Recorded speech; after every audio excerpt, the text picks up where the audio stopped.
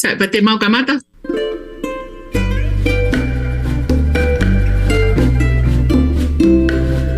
Okto ta tau Pasipe kai. Ia. Mahal pe kai. Sai malo apito. Paenga o Radio Vake Tali Folau. Ai whakawhehoko taki anga o e Tonga I he kolope. This is Radio Vake Tali Folau, where Tongans can connect globally.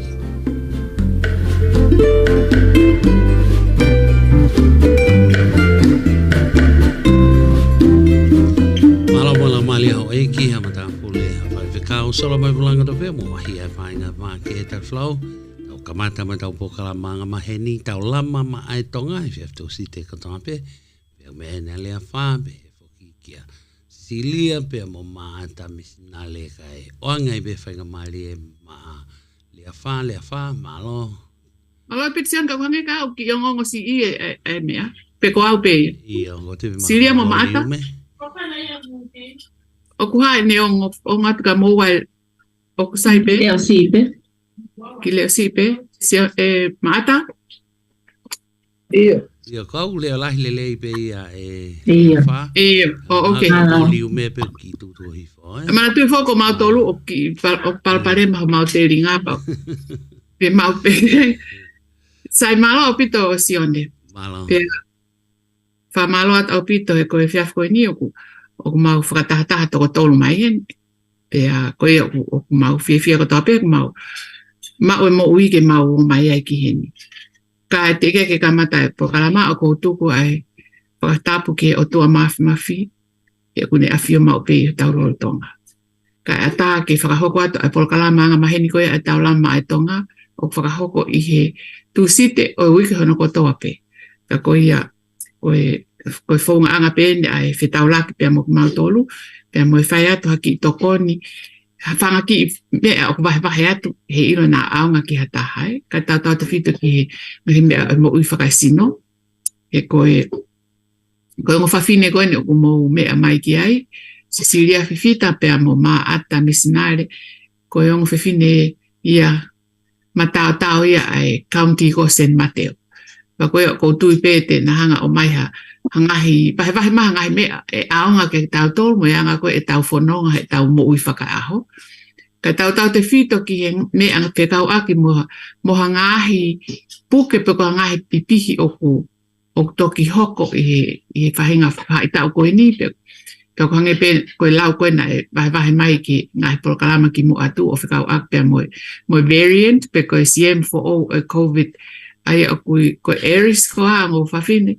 Ko Aries, ia. Pe aku kai ke whanongo lahi ki ai koe mea pe o tau eloi e mea koe ne kuna mai o wahe mai ai koe mea pe o whamatala ko he county.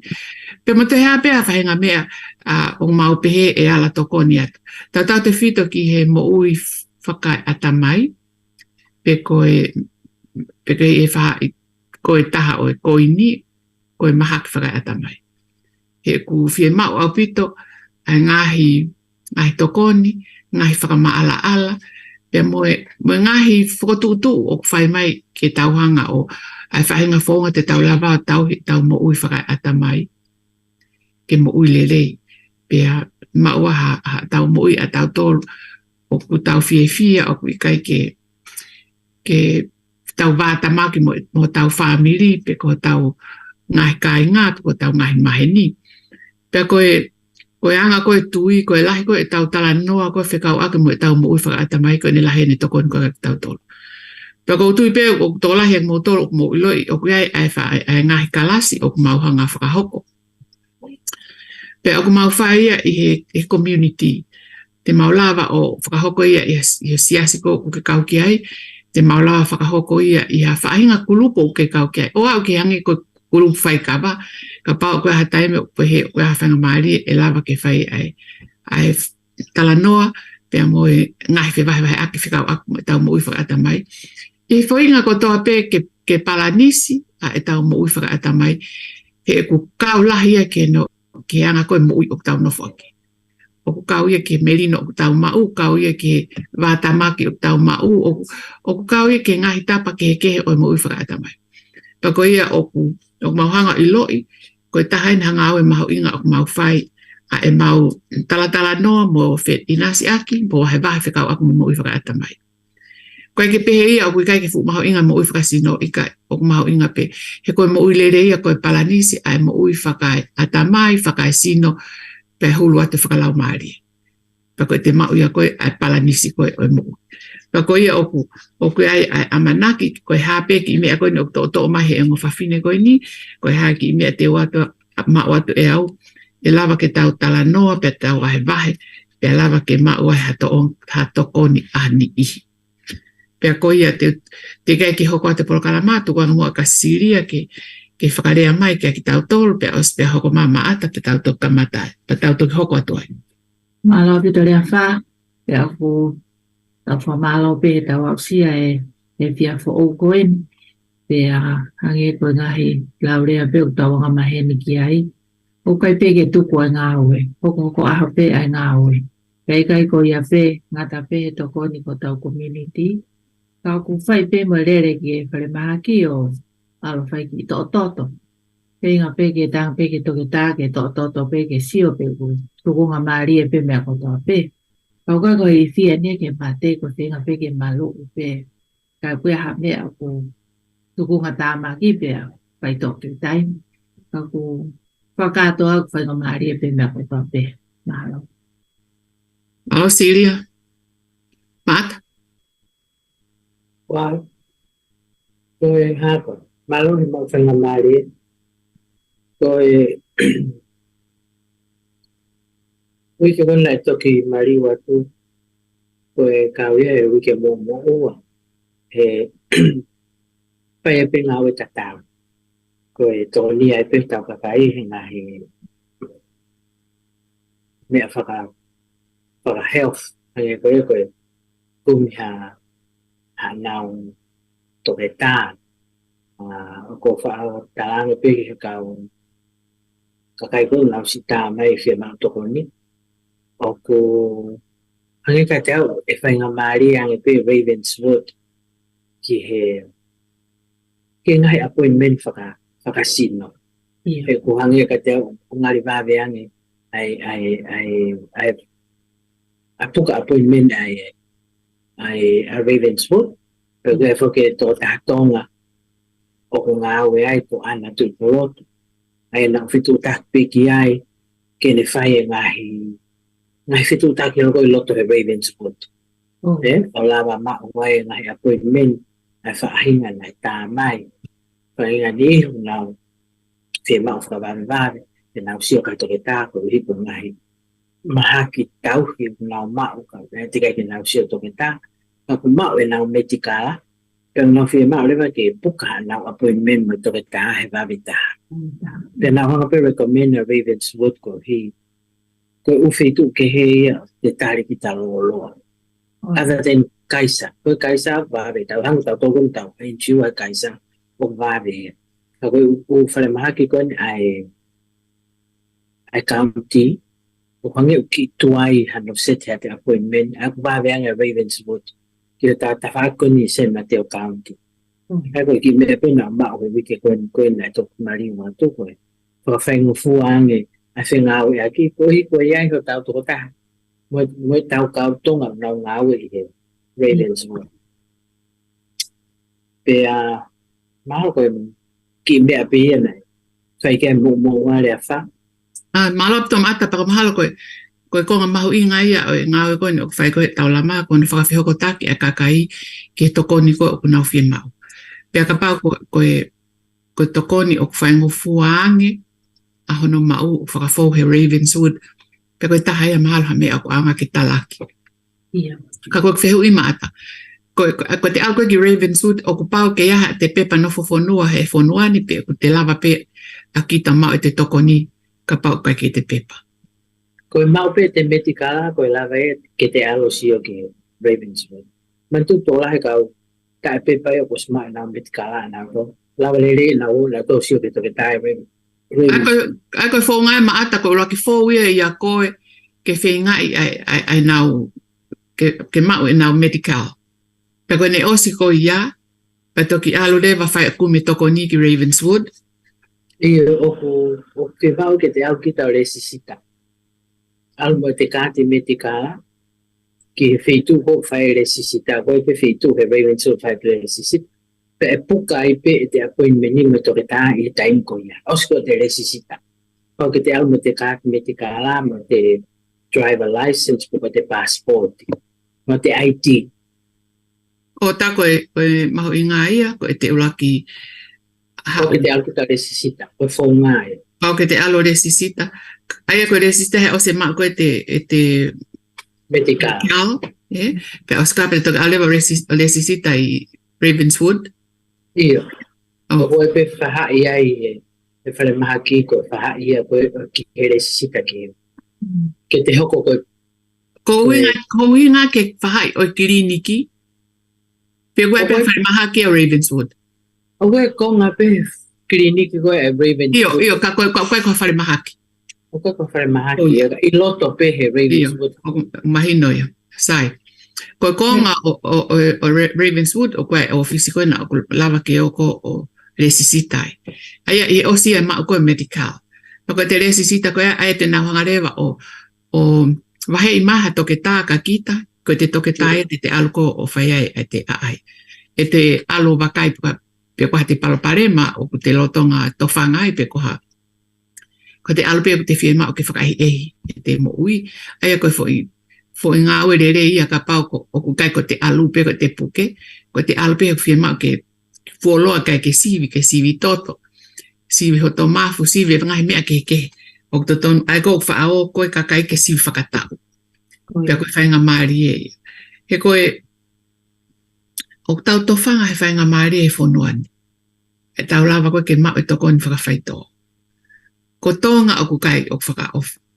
Koe hape mea ko mau he whare maha ki tonga. Ko mea pe ia e whai aki pa ka pau a pe ngata o kai ke mea pa ko si more ai pe mo uia koe. Ko tau tolu o tau monu ia o tau towhanga. I toko ni ke o kulawa mai whanua koe. Poko taha ene ngai toko ni o whainga fua ke mou mau. Ani ko o whalau ke a maata. Ko ia. O koe kai ke mauhela ki mautoro no tuua ki atu ke aiha mou medical. He kohi koe konga mau i ngai ai mo ui ki whanua koe ni. Koe te aluholo, koe te kāti, pe koe te medical, pe koe whahinga insurance ke. Ka whaiwhaiange ku te puke, kona awe ki tak whare maki o se mateu teu pe kui ai te malui. Paka pau te whakaware, koe mea pe e hoko e o atu pa whainga pa taim ni, he mau taim ni, kai ke mau taim ni, tō mui e whainga ia. Kohi o koe ke mau e kita ia ai pepa, ai ke whakaata ke toko ni kita. Pea koe leo ke mahino ke whakaukau pe koe hame o ku te tatari ai ke toki tō mui pa toki wherere aki. Hiri koe ia taim koe ke lolotonga ho fo i mo ui le rei whakawha alu rewa o whaile ke ho medical. Tau te whito ka ki mautolo o ku tau ni mango fulu, ta tau e pepa mo i kai mauha pepa o ke lawa pe ke mau whaile ke mauho o mau medical. Ko tui maha ko haa ia mau te ringa he whaalea koe ni. Ka koe kaha no kovia ke whaaholo medical i ho uareta pe ko o pesi. Ka ke toki alo ai pe koe, kai mahino pe o kui ai mea te ke whakatu o ki ai, ko os mauho kāti. Paka whaiwhaiange o whapehe kai hoko, ka ke puke, kona fwoi awe pe koe ko os mau e kāti pa whainga whorewa toko ni koe. Koe o ku whai ai kore, kai ke tui au o ku totongi, o totongi en maata, ai mau mai medical. Ma e fuke koe nihi te nau irifia, te nau pehe, sai pe ka koe tata tolo ku totongi ke tau lawa e tau tolo. Koe ni o tala mai he o whawhine koe ni me peaunti, kai ke totongi. Po kai reke to ilo i paka te hea me e talaka. Koe ko tala mai kai ke totongi, koe ko na ofa mai te na lava tokoni ke whakafonu mo ngahi pepa. Koe ko na tokoni mai e lava ke na hanga whakawhitu taki mo tolu ki Ravenswood, he whaingofuange mau e tokoni Ravenswood, he kaunti maha loloange tari he kaunti maatai. Pea koe, pea koe kare ke to ilo i peka te hae mea koe talato. He koe tau mu aia o ki polkalama koe ni, ke tokoni ki mau tolu, pe kau aku mangahi mea whakai mo. Aia aluia me he ngahi ako o whai atu o maulawa mau ki whainga maari e koe ni ke whai ki live ki polo kalama koe ni. Pe ka pau ko ke whie kau ki polo kalama koe ni. Ka pau kaha toi ngahi uhinga maa alunga ng eo ko tae whie alo mau ha o medical pe ko o malui pe ko hape ha toi uhinga ko ke mau. Pe ka mahal mau whakawhi et koe ke humai le tio whakamatala mange uhinga mau inga koe. Ka koe anga koe e kusio a aku mo wakai. Kai keu ilo i pe koe hame aku ke tali ki ai. He koutua o where pe ho ngai whainga maari. Ko ki whainga maari e pe tau pe ka pau kuriwi in ko aho off mai. Ki tukuange ai alko whainga hi mea ke ka ke hao aiho medical. Mo aiho po malui ke alho rai pe ko. Taki toki lava rewa whai te riha pe ko hao mea whai. Ko ia kai ngā tonga ko mea ea whai ke tapo koe i whiawhi koe ni. Whie mau whai reha mo malui ka mau toki no foi pe ka hoanga ha opu ke ha taimi o si ai pe ho whainga maari ke awe koe ki whare mahaki e ko tui koe be e whikau aka mai malui ko mea tāna na whie mau pe ke whakamanatu ai na lawe atu ki ai whaahinga siemu pe koe variant koe ne COVID koe toi mai toi asi mai pe koe ke loa pe koe hahalahi e kakai kua puke ai i ongo whawhine me county pena mo lava o whakatotolo atu ia ke ilo pe koe toko whihene kua puke mahaki. Pe ku mahinu ka ki tau tolu o ku wawe ene mafola pe ku tuai au pito ene mafola. Pe ku lava e he booster koe ku tau osi mau o whiau ahano tau e mahaki pe kai. Koe whanki whihui au atu ka maua ke motari mai. Ko sio whaako he website ikon ko county o San Mateo ko website California ni pe website ko Americani ki on update ko nga fika ko fika out mo COVID ko sio ko dashboard ko San Mateo na update faka osia i February o wano waton pena kai na to hanga na to update ai na nau pe na to te nau ka off na to ai update i aho watol o maasi wano waton ai na o sio ko ge na kai to update ai ko county o San Mateo pena kai pe to o mai ha update ki mu silia pe ka wa ki ma to tu uni o ko pe ko hato information o kakai ai mahaki ki o lunga na me pa ko update ni a California na huwag kiya. Ayan na last updated and now data he aho watol watolo akosi. Ayan o most updated ang ay website ko na California ni. Pero kung siyo ko ke kasi ko na may update ko ni o alo peya ke alo ki olunga. Ayan to kakay. Ai COVID ki olunga. So ko ginawang breakdown mai ki he. Okay, that variance ko ha variance. Pag nahanga ko o mai faka fika kato ape kakay ko now au ki fale mahaki. Kakay ko now toko to fale mahaki ihe sunet ahtahabalu o tauni ki ako si ahtahawa. Toko lima kilo iba malo fit niya ni mawa. Ay ko kakay ko ni me sune ki ako si. Toko lahi. Na toko fale mahaki ko hiko COVID. I Californian kato. Kasi ke toko lahi. 5 kilo kema. 5 kilo iba malo fit niya ni mawa. Ay ko abalisi ko afaka aho ko toko nga tolon. I Californian kato. Ay ko taw siya dato rio alme to alwiki olong. Iya. Ang ako ko update may ko website ko California.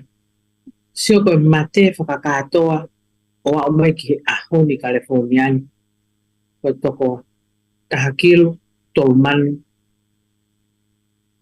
tahakil to wafet to nyal tafit. ai ko whakaawalis whakaaho he nere mai tai mini ko toko tahaya. Tahaya e toko tahaya. Ai ko tau sia ai ko fu wike taha na whaka peseti ko rate ko ia o test positivity test positive ko ke virus ki he covid peset tato ko ne wa. Wow. Ai foi a fito. Ai ka test ko na positive. Me pe ia na usau ia ko ki ai ke pe matu pe ke ha me. Ha vaccine for all no kung siya ko ipamatala ko ki o may wasinga toni o na pe ko take te palestini ki sepitema ko ma mai a huku me a huku o ko ki variant for all ai ko huku whakamumu taha ko nai hau ko o tau huhu ai pehe ko nau pehe ko huhu ia o sai taha ko bivalent. Ko ai bivalent. Ai ana hau mai ki ako se aho hiva o wanoa wa tolu ko foi huhu te au ni maua miliona. Wow. Te au ni maua miliona ni makilu valumano. Ai ko osi tufaki pa ko osi whakaaongai. Ai o tau pehepe, o tau pehepe, tau ihe tuunga whakawhia maari, e tau wakai koe ke huhu koe ko bivalent. I hanga koe koe no whakaawarisi koe ni he kau matao koe ni malai koe o COVID. So koe data koe a CTC, updated ia. Pana hu ke ai ke usio ke he tokolahi ko ia o kakai ko Amerikani. Ai ko fika ko na tasio ke ane naisi dia ko Californian pe. Man. Ko fika, sorry mata. Ko fika pe o California. E kakai ko osi no fufare mahaki. Ko na fika. Ko ni makilu viva mano. Itu ni mau. Me sune a tahavalu i ako sa tahawa. E tauni. Toko ni makilu viva mano fitungau ni mau. Ai tau siat o fu toko lah. Ai o increase ake he wiki ko to ape ai toko wafe tongau ni mafa. A California mate ko tu ko a hospital admissions ko ia ayo ko California ko mate toko tahakil to wafe to ngea tahafit me a tahato ngoa ki siulai hawa fa wana wato so ke bukai fu to lai pe Tolai opi ka mate ia i tu ko ai. Ai ko toko taha ko puke ko tolai puke ao whakaaho Whakaaho daily. In California. Ta whakaawaris ke toko taha. O mate. 11 daily average. Daily ai mate. Ai ko te sio pe e taimini maata ai. O kwange ko te toi sio ke kakai o toi tui nau mask. Iyo. Nau sio ke whaki ane nai pe. Paku toi. Ko ha mata? Na ola ke kaisa la ke whi mau ke tui. Ka webe whainga o nau tui pe nau koho nau mask. Ka ku mau inga ke tau toi fok ke tau tolo tui mask. He koe nia ko kalafi ko nai o mai ko me CTC o ku kakai ki o lunga. Ai ko siulai a wataha ke wanoa watolu ki a kosi a tahiwa wanoa watolu o walupe grafi alu ki o lunga. Ai ko a kosi nai kamata i lalo siulai a lupe ongo kalafi loua ki kakai ko nofo fale mahaki pe mo kakai ko mate. Oh, Ko alpe kalafi o na alo o pe na alfa ta. Alo o pe ki o lo. Ale tau sio o kuto e foki mai a COVID.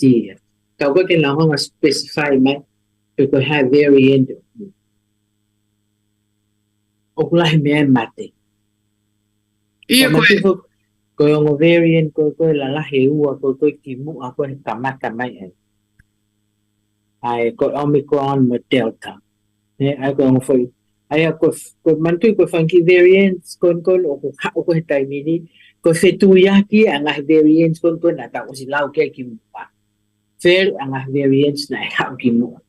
Ai ko fetu yaki ko ang me ko ya o to ha ko o wa funky variant ko na la ke asilia. Ai ko ha ko Aries. Kaya kumanto yung nata o silawat mo ay o lepe ko ha o beta, ko alpha, ko gamma, ko epsilon, ko eta, ko lota, ko kappa, ko zeta, ko mu. Ay ko fetuya ki ko ang ahimia ko o to fa away ko variant dia ako no ko Aries. Ay ko fangi me ay ko fangi se mo kay peto osi. Ia ka ko me ko fetuya. Efetu ya ki pe nga variance ko ni o to o golpe ko asma ki foi variance ta kapag ko ki tau toka ia ka ko me ko ma inga e maata niong e tau hanga ko whakalao ko to a variant ka unau tu ko to pe i COVID tahi vai ko me ko o ku ma inga ai fale iko o atu ko fikau ak mo tau hi ko e kakai akinau to pa ko to fa ko to e malu ko ato e whare i fo owen. Ko mea peko he kamata anga koe e COVID. Ia. Ka tau pe. Ka tau te whitu ke kau tō reke reka. O whikau ake mo e mat. Ino mataki toka ngai ai. Alu ke ngai whetu o toko lahi pia mo. Ia. Pea o ku toe takai tu o tua tolu me variant. Oe kakai ko wilo ko tō tolu ene le mama tō he COVID. Ai eleva o koe ke pe. E ko hangene e COVID ia ha. A flu pe. Ai he kai pe to osi. Ia ma tau pe mo ma ki kon o tau puke whakatau pe ki tau tō. Ko ni hau pe tau flu ko tau whenga ke hu tau tō. Ko mea ko COVID le hau pe taimi o koe ke whakataimi.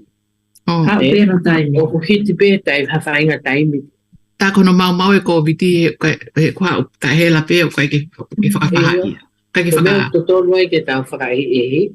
He kuhange ko tau haka ka tala mai. Ko mea lai positive. Ko mea lai positive. Hau tau haka pe. Iyo. To tonu ke oto alhoro ia me. Ko ai ko ngai. Ko tau tole ka tau ka maa pe te flu te tau ke alhoro pe tau. A bottle of ice. Ia. Ko e me he. Me wasinga toni unau pe he ko. Ko e dominant strain ai Aries. Koe ha? Dominant. Dominant strain. Kau te ai mo variant e taha ke o whatokanga pe WHO mo CDC o kuia koe BA286. Oh my goodness. Angola. De ai e taha. Ko mea koe ni hoko atu pe. E riunga pe. E riunga ko vi ko fetuia ki angahi mea. Angahi variants. Angahi viruses. Ai ko ngahi viruses ye. Pe o vale pe o so ke o men to tala mai to am fe. Pe be ke. Kau pila be pe mo ki fo ga ko na fai ko ta ko ka ana le pa. Ko to ta hai ko ni ko sta ni ma o vai ta ni ma no. Kana va be au pito ko te tu ta pe ko ke ana tala mai le ba ke ange hingo ko tu asila. Pe ma pe ke te no fo ka ti se Mateo. Pe moe a whaere. Pe awelewa e ana ia hingoa ko ia ki maha ki waa ia taha pe ia nau tolu pe. Pe waere sisi. Nā be atu iyo, ai tā mai rewa e toko. E nā tā mai rewa ka ki. He aho pe ko ia, ai e te appointment. So ko te alat pe ko whaka eke la vai pe. Ko te tari ki tai ke te kāti. O se ai pe. So ke vave, Iyo, ko mea ko whi mau, ta mea na ko mea ko whi mau, ko te lava o alu o le sisita. Iyo. Ako pa be apito ko pa hupe anay hingwa me afare me. Na me ko ya pe la tama de na to ka. Tama de. Na ko ko le pe ki ai ka pa fa nga mari ke hu mai. Ka ne te ka ke hatari ya. Okay, Anna? Ya an. Anna will be a good person ke kau ta. Na ko le pe ki ai to ki ai ka na ke tari mai. Ka ko pe No, la to ta no mo ya he. La to ta no mo Anna harmonite. The weekend ye. A weekend. Pa ku sai pe ko ma o le ufika mo be te la pa to ki ai ke kau ma ta ta ma to ka la. Ye ma o pi to ke si ho mai ku fa ma lo la ka ana ne tu mai ana ta pa ko ya mai va ve e va ve pi to nga e na nga o e ko ki ai qua phía ya e he ke pe to lai pe ka to học na nga o e ke clinic ki ko ya ko ne ma o nga tau mai fe nga o a ki ko no fai ko to kon ko to pe ki tau ma ta ka ri yo tau ka nga to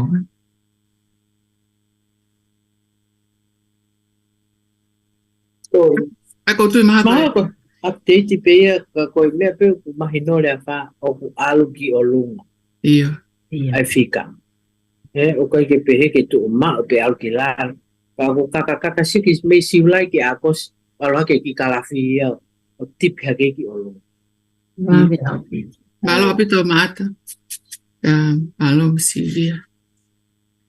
Ko tau hiki hake tau po tala noa a whekau ak pia mo e ngai whakatutu koe a whekau ak matalasi koe mental health e mata. Ana ko o teu whakahoko. Aia, ko ngai kalasi koe ni o whekau ak pia mo county o Alameda. O tige ke whai mai a ki wahenga koe ni mata. Hine anga koe ne tu e taimini. La kai fu ke lava mai le fa ke tau fa ko la fai a falaite. Pe mo choice pe mo Silvia mi county ko no San Mateo. Iyo. Kana lava tua mo tau aki ai. Mo po tala no ai mo fa ta. Ai ko me ko mahino ko mi he fan ko ma ko ke fa ho ke ho ko te ngawe. Ai ko fu kalasi e fa noa. wow O te mau ke whakarere ka koe ko hinga ko tu katoa mai whikaasi whanau ke ki tau community. Aia e to o whikonga te nau whakafukua pe ko whi round e tolo. Aia ko whikaasi tahaua. E o mai Tonga community. Pe ko toenga ko ukalasi ke whanau e vahe hanga ma ngahi matakari ke he. Rea whakapritania, rea whakasiaina, rea whakafilipino, rea whakaspanish. Ai ko ficar se fa no o ia funding ko ke whakahoko. Pero na willing ke o mai foi round it all. Ai ko taki fa. Ai ko foi kalas whakato e tahawa. Iyo. Iyo. Obsa pito sai Ai na firma o ke na ia whakaam ke tamen na o mang city council me he tafakon San Mateo County o firma o ke fai kalas ko ni i siasi ko ni o siriana ko i San Carlos. Ai ko hinga fare hufang. Ai foi kalasi taha, porque foi kalasi taha. Foi kalasi fa. Ai ko sai kolota. Ai ko recommend mai ai city council ko councilman some. sai Iyo pamatalang ko tao e lava fitu taki ma ilo fa hinga na o na kau hiki ses ko ni fa ai ko na recommendation ko na recommend mai fare hufang ko foi siasita Iyo. e fa au round a foi classe fa Ai sai no ai pe he pa we pe to la tau fili leva tau tolu ia ai. pa tau fili le pa foi siase u a ko toi E foi sekolo. Okay. Ai ka pau te tau mau ha siase u o te eki ai ke fai ha mea ki ai. O whaama ke kau mai ngā siase ko te kai ke fai anga taha kalasi ai. apito que vai lele Iyo, ango e siase pentecosi mo siase tonga hawe ko tonga tawa tanga ina. O apito whalahi pe tau ke we siriana mo mamunga. Kata ke tau wafia ke ngai ke access e kai sai pia ma ata ka man tu ko pe ko ses ma nga o ku kai ko uinga ko ses ma nga ka to ko wo ti pe ya eta ko wo ti ta o ku lau pe ko sias he ku peneo e pe o ai pe ma nga e ka ko sias ko nya ko fa fa nga mari e ko ke fai eta o por ka ma ke aunga ko sias ya Pero pe he ka fe fanki kalas io hange ko tau sio o kai ke fea ka ke tau hanga mana tu ko lahian ko e ka kai ko te tau lava ko o fai kalasi ki ai ko ne a ngangi pe ka pa o to ko tolu pe e kalasi a ko e pentekosi o ko he kai ke pe he o whakapoto ke tau whaka more tau tolu ai fo i sai kolo pe ko fo kalasi ko e fa i ki sias tosi fe fra pe ho anaki pe moha woti pe ko to siasi ke pe o na to lahia e te mana tu ko tau whenga i ke tau wau ki toko lahi o kakai tonga te tau lava ko au ki ai. Ka koe ai koutui e mahino pe ka nau tolu ka pao te tau hanga o whakakaukau e whakapotpota a ki whanga maari e koe ku o mai. Koe na oku sai e nau whiri maa whare hufanga he koe o nau ki toko lahi whare hufanga. Kai ke uloi poko e haho nau toko lahi ka ko uloi pe o toko lahi whare hufanga. Ki toko lahi. Iyo kai ke ka koe mea pea e whai kai e tau tala noa mo tai ngo tau palani mo whakotutu ai koe hae whonga koe whakapotpota ke tau whakaanga e whenga maari koe. Aia koe nau alu koe ukulupu koe e maata o te aha na e whai ho moa o mo tala noa o te aha whakaukau ki he kaha u e polo kalamani pe koe ngata pe fo i saikolo koe tahaua pe ngata ai. Pe koe whakaamu.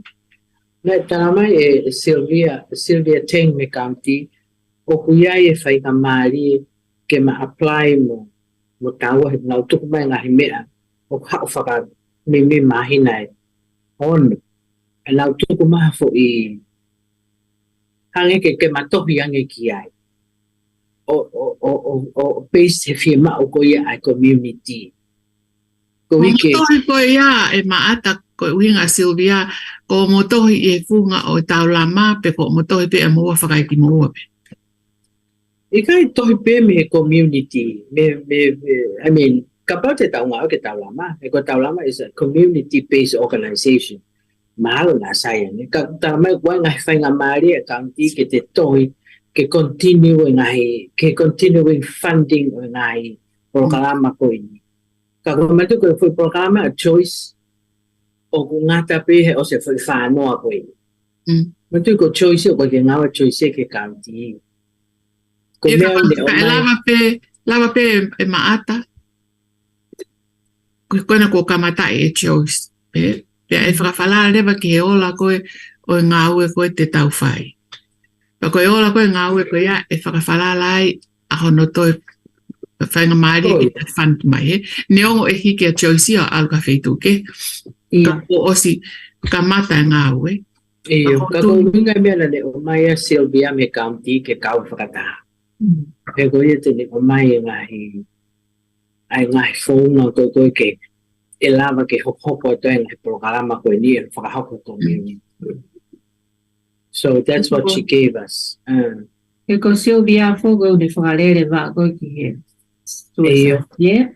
E kai koe mea ni koe mata o ko hanga ko o whakawhehu ia.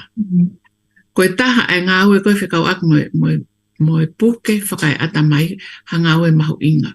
Pa koe taha ia hanga ue o kumatu aki whie mau ke whanki community koe ni o kuno whihanga koe kau tonga, kau haa moa, kau whisi ai koe toke o mai ki heni. Ke ku osi haa ia me he ngahi ola ke he me he anga ai tau hi whanau ai tono tā e tamaiki mo pehe o tai tau e tau whanau. Ai anga e tau whenga ke tau hi pe a tau tolo tau ngahi wā. Koe tau sio ke tau hi a kau tau reke reka. Koe kui ngā koe mea ko wha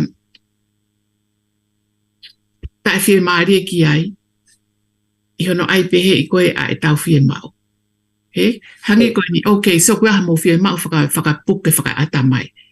Te maulawa o atu e fo i kalasi e hiwa pe koe fo i kalasi e tahaua. Pe koe harewa o kutau osi ilo i mau pe, it's a proven fact. Koe ngāwe ko almotu koe ka ngāwe o aonga petolonga. ke hange koe hake o sa pe ai mai nai fiha mai nai ono tau ta o sia kansele atuia te kamata fo atu fe ia ko uhinga ia e mea ko fe ma ko ke tau hanga o hake time ko tau mai fenga maria ko ke tau talano ke tau si ololo ke hanga ko ngai polokalama ko ni fotutu ko polokalama ko ku hoko o ku ia no historia pe polokalama ko aunga ko polokalama ko o ku hange ko halori ko o ku teke tu ke kan anga ana ko me ko Nas imagino que te pegan agua ma Vake Tali continuation ko from Tali Silvia o sisio pelato que successful ko ai lere ang kalasi ka mafima mi community ke hokwa ka ko pa pe ke fai to kore ke ngai grand ko ya hega ke na hanga pelato o mai based me ngai me ko pa ke mato ma o kore ke ngai me ko ya ka mai o kai ke fai ngata ai o fai ngata te to kon mai ka mau ke fai to kore te pa wa ngai grand pe e fa mai na on no mahal pe ko fia ka kon tal mai ko fo ngai e kai ke me ko pa ke to fai to kore angi mi community pe lava e ang mo tau fai to ku ya o kore angi ke ha grand ke continue nga karasko ko me ko o tai mahino ka au ko ai ko tu ko ango mo tau ha tai mini ko polokalama ya outside of taulama ko ia ko nga fi mau ke mahino ia ke whaka mo opo lewa ki mo o whai makeho polokalama kai alwe taulama ia o whai haani polokalama o mahino ko hena e whai tu tak me pia choisia ki au pia mo tau ke ma whakarere na ke pe ke tu tak me ke taulama na e tu tak ke atuia ki a ko ia ka ko uhi na ke whai ai ngawe ko ni na kai ko ngawe na e whai he county ko ngawe a taulama na ke whai ngawe ko ni ya ka pa una fetu tak fetu tak mai ka ko ai ko mahino le vai te ke mawa le va ko o ngawe independent of taulama ko hika ata taulama ia ke whakahoko ene polokalama na ke e haka kai ke moha fetu ke moha kore to kon ke mahino foi fan iyo kai po ke me ai kai tu ya e hak tai mi ke to kore ke ngai grand ko ai ko ospe foi tahawa ko ni ko posi aku ia he kai ke to he kula he fo ke ngai ngawe ko fai ya e ki community you know pe kai ke to lava ke to hoko te ngai grand ko me ka ko fo ngai na tala mai ko Silvia o mahino but I can't continue it iyo ka ko continue ko this is where I'm coming from o frustrating and now hanga ko he county o we takai ko ki tautol they are aware o kuia e taulama we have contracts with them they are aware that we do mental health o mahino ya and yet because now pe professional ya ke ilo ko ta ko ka ngawe taulama and instead of coming through to taulama alhanga ton pe na to ka ko me that's what I do not like mata anga ko o fonga o kia te au it's disrespectful he na osi ilo le repet I work for the county ke ta o fiangau ka ko na fili ko ke na faka anga I o ko kare pete na te taulava fe build ka pa e pehe he ko me ko sio ki ai to kai ke usa I ai ono ai ko ke to kiri mai pe ki me pa tau fai o fie ma o stability e anga e tau ngau mo tau community ke build up e tau fe falala aki te mo e tau lava ko ngau e mo nau tolu he ka pau te tau lava o introduce ngai me ko ni ke ngai siasi te train haka kai ai ke nau fai whakaloto siasi pe e nau tolu it would be very helpful ke tau wa ke fo ile volo ko ka ko hanga ko e county o tof mai ko ki tau tolu ko me e ko kai ke usa I ai there's no way to build an organization ke na hanga tof pe mai tau tolu o te ke approve fo me ko ni ka pe ya ka te wa ya I can step back and say I'm not going to do it no maata you know that's I mean o ke pe I have to do it Kako mea fuk na fitu tak ma choice fitu tak ma ka. E maata, that's obvious. O mahino e. Pe sai pe ia ka pau e tu pe ko out of taulama o sai pe ko ka no ko viana. Ko mea ko o kai ke sa ia I no vai vai. You know, I had actually thought ko choice ko ha me Santa Clara.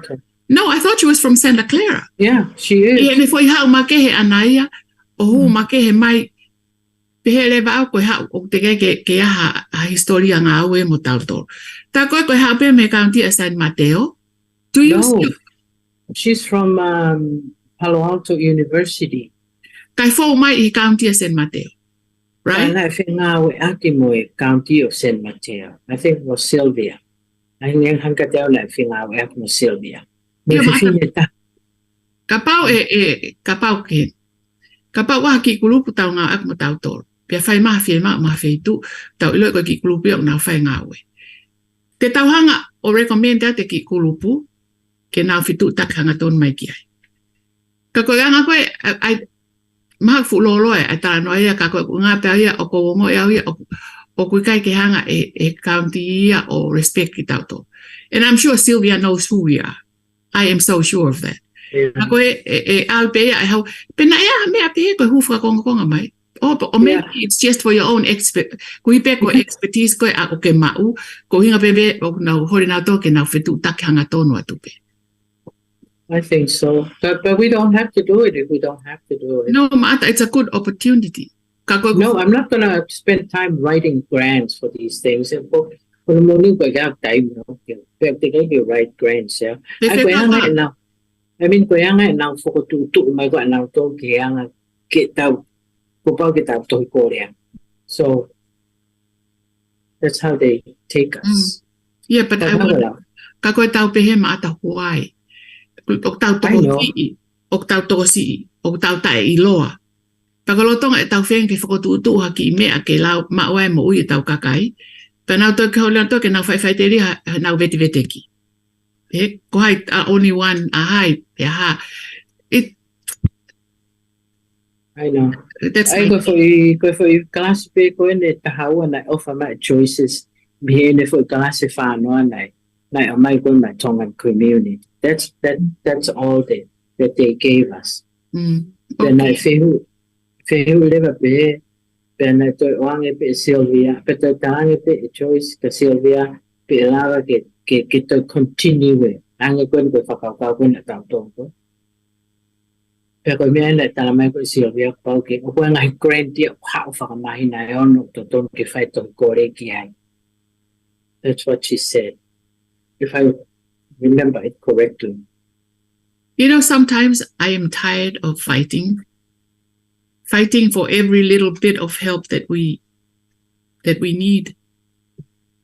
He ko nga fa ko taha o whakaamo ko he tau ngā o whai I recognition me county because we're doing this for San Mateo County.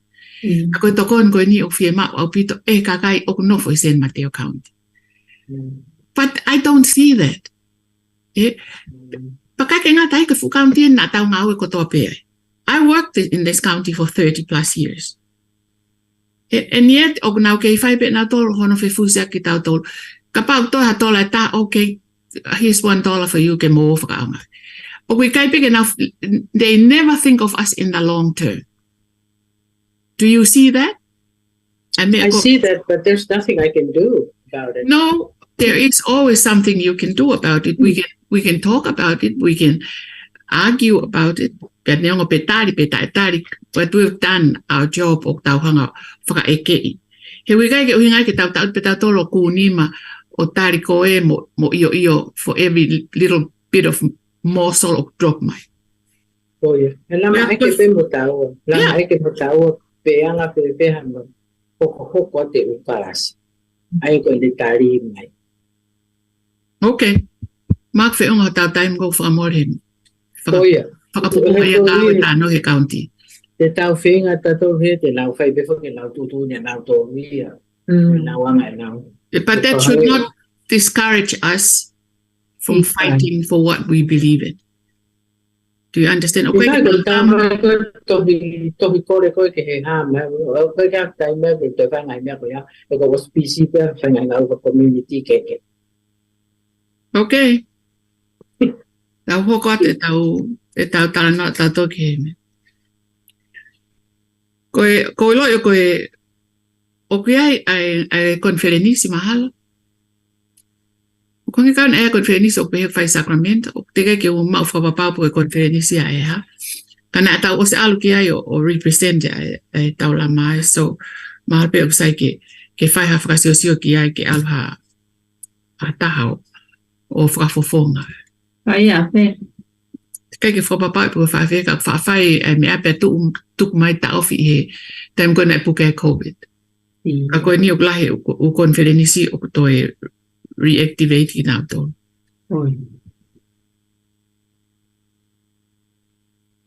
Na tohi mai siana me he California manager me state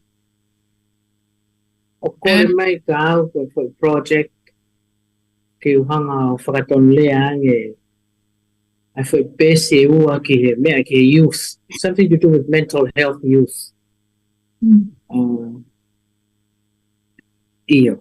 Something to do with mental health youth. I a Californian ka to. Ke Pacific Island dam, tau te whiko ke ka auto. Pea, mai deal with a project ko ya ke a tawha. Ka wekangi pena le maho ki ngoa me whit. But I make a referring out me epic. Epic. Epic tena malo I LA. Mantu I le fana ta whakatong lea he. Nau whakatong lea na whanki pēs whika out no COVID na lau. O mana tui. Ai ko siana nia me State of California. He's a California state manager he ha. Ta whako ki youth. Ta wako ke kau ke whanau tōtu. Pena kore maka te au ke oange ke ne hanga ai ha contract ke hanga mua ke toko nenga na whakatong lea I ngahi sheets me ngahi mea koe e whika aku me tōtu pō whimau ke na hanga tō whaki. I he rea whakatong. Ako tū malo toi o hat au ngā ue lahi ai state of California ni ki he tō tūpu I he tawhaako I o puke whakaata mai. Ia wange kau nei foi funding ke he tawhaako ia. Nā ko nau iyo.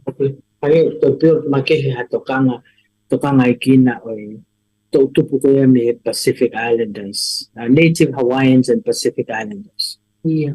Ka ko o wale he tohi mai tanga tau o kore mai ki toko niang he tawhaaki ko ia. O mea whoki nei ai paku hiki whoki ia a tawai na epiki. Paku ala tawai ia ki Asian Pacific Fund mahal. Kako hoi pe island ia? I don't know, he al whoki nei ai whoki pia mo arisi pia al mo arisi ia ke Organization for Ogo no kui ai. Ai kai ke lo e au pa ko hai pas alfo mo tana e mea ke kau tahta. Kai ke mai le tau la mai nga foi.Oi ko e kan ke tamari ko ia. Sai pe ko mata ten hangai. He ko no PSP ua he. PSP pages ko ia. Lava le pe mata. 2 pages. Sai. Oi ko vale le tohi mai ko pe na fe ba he siana ko ni e ko contact information ta ko epic ta mai ko o ame ta me epic ka ko fe awe he sio o ke to kanga make he mai o ke state level ki ta to ko na ta to me Pacific Sabe mana ko whainga maari e ia ke mea. Whainga maari e ke whahamea mai tautu.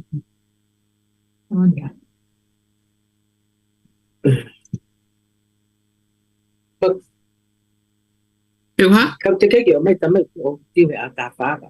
Kau te keke o mai ai o sheets ko ia ke. No sita. Ko mako sina o kei toe wik I he mea. I he e piki. Ka kui Washington DC foki.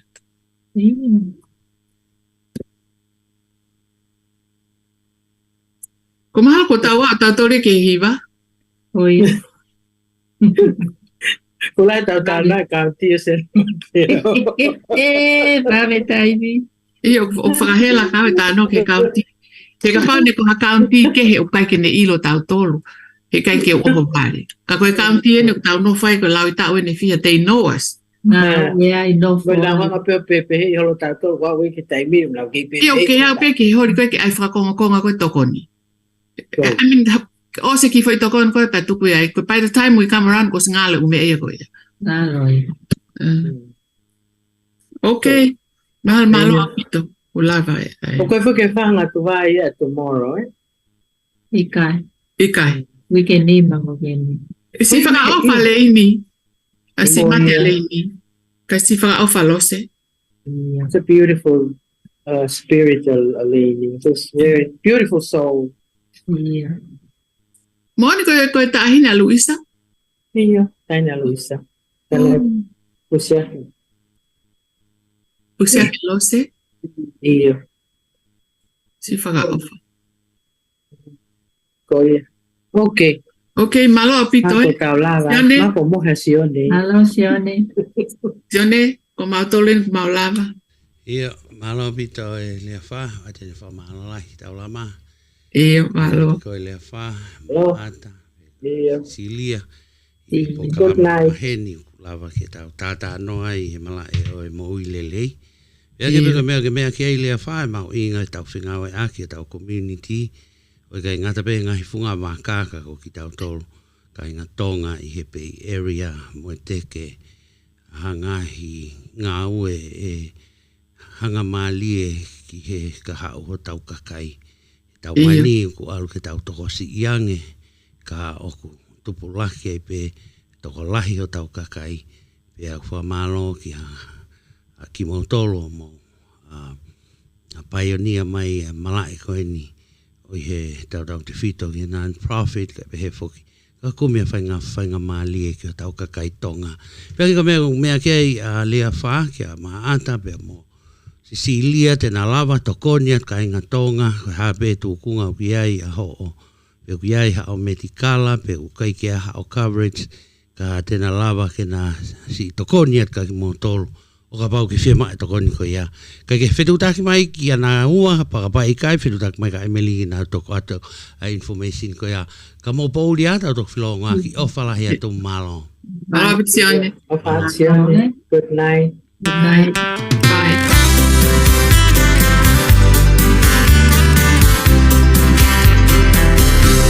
Wherever you go,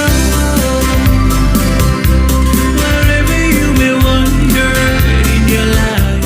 Video Vake Tali Folau mea mai ke pokalama maheni e tau lama ma ai Tonga. Ia ko ia te o te mo pokalama I taha ai ko pokalama ia ai siwa. Ia te o kai lewa ki ai na tari mai a Swala e pokalama ko ia. Kai ke. Tu be at pe tau fasi ma tau tari lava. Let me be there in your night. Let me change whatever's wrong and make it right. Let me take you to that wonderland that only two can share. All I ask you is let me be there.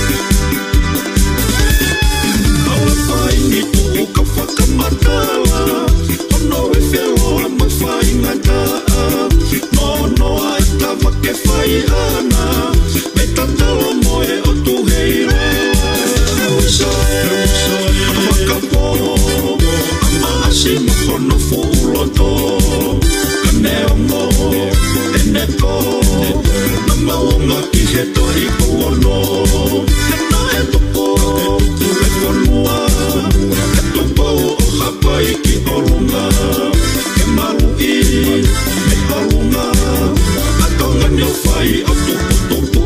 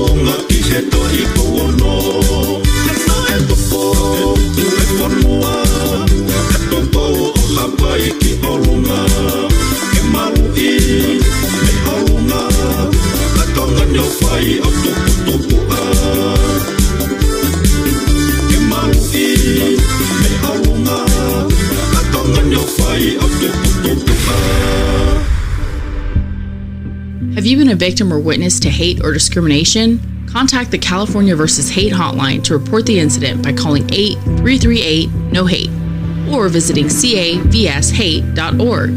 They will help you access resources and support, including legal, financial, mental health, and mediation services.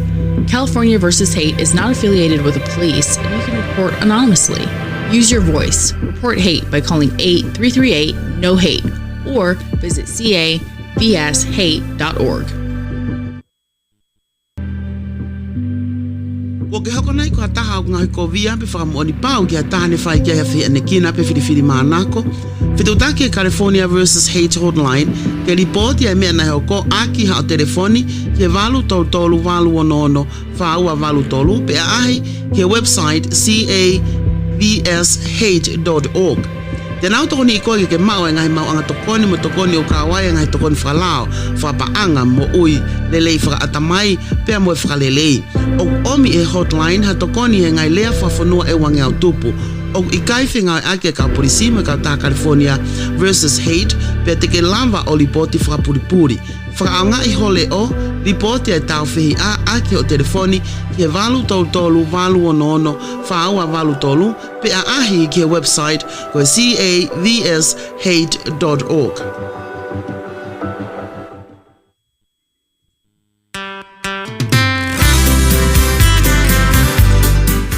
Fiji Airways, Fiji Airways, Fiji Airways. Wherever you go. Buka hau tikiteia Fiji Airways o vale anga Fiji Airways o pasika pe molo Fiji Airways laka mai leva ke Fiji Airways. I always wanna be there. Buka hau tikiteia website ia kuvave, download na phone app mama vale. Ko Fiji Airways o au pitoia te ke ngoi ko kuini mo tu yo vava he ko ene te pe ai fo te ela o mo misi ai hanga ku te avea. Everything you do. Let me be. Ki Amerika higile mai o fafa tau mua ki Tonga Fiji Airways puke mai mua. Let me change whatever's wrong and make it right. www.fijiairways.com tene toho tala apia ke lomi ipe mua ka ke sio ke maa he koe folau na e whakangalonga taa. And share all I ask you. Let me be there. Aua ka utoi whamanatu atu, download leva phone application of Fiji Airways pe koho a ahi peke website www.fijiairways.com puka leva hao tikite na ke tō mui he ngai whakamaa pe to gita e kane to whaosia tua e koe. Changes in your life, that's all I know. Have you been a victim or witness to hate or discrimination? You can receive free, anonymous support from the California vs. Hate Hotline. This service is not affiliated with the criminal law enforcement. Report hate by calling 8338-NO-HATE or visiting cavshate.org. Have you been a victim or witness to hate or discrimination? Contact the California vs. Hate Hotline to report the incident by calling 8338-NO-HATE or visiting cavshate.org. They will help you access resources and support, including legal, financial, mental health, and mediation services. California vs. Hate is not affiliated with the police, and you can report anonymously. Use your voice. Report hate by calling 8338-NO-HATE or visit cavshate.org.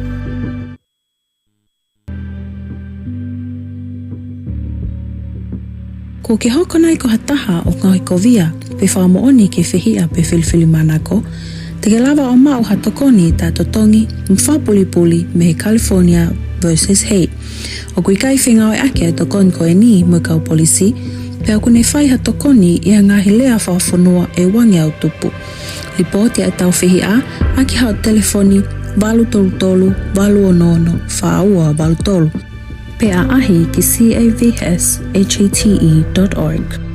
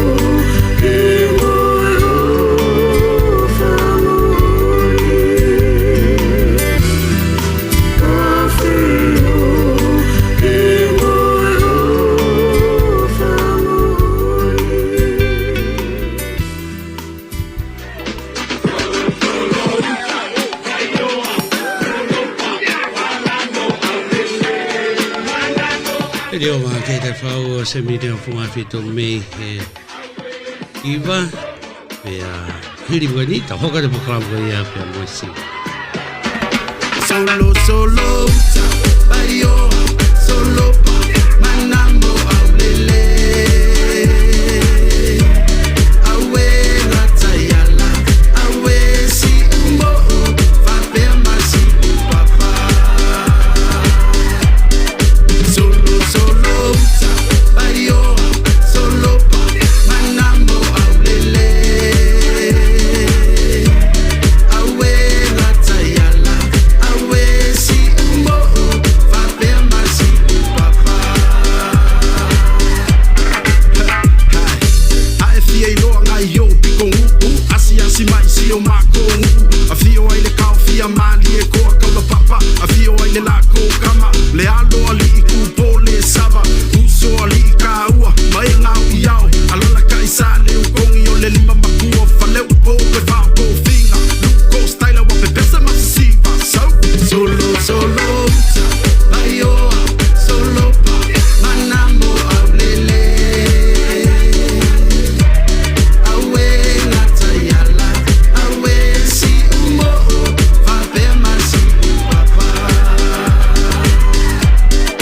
solo bayo solo manambo aulele awe natayala awe si mo vape masi papa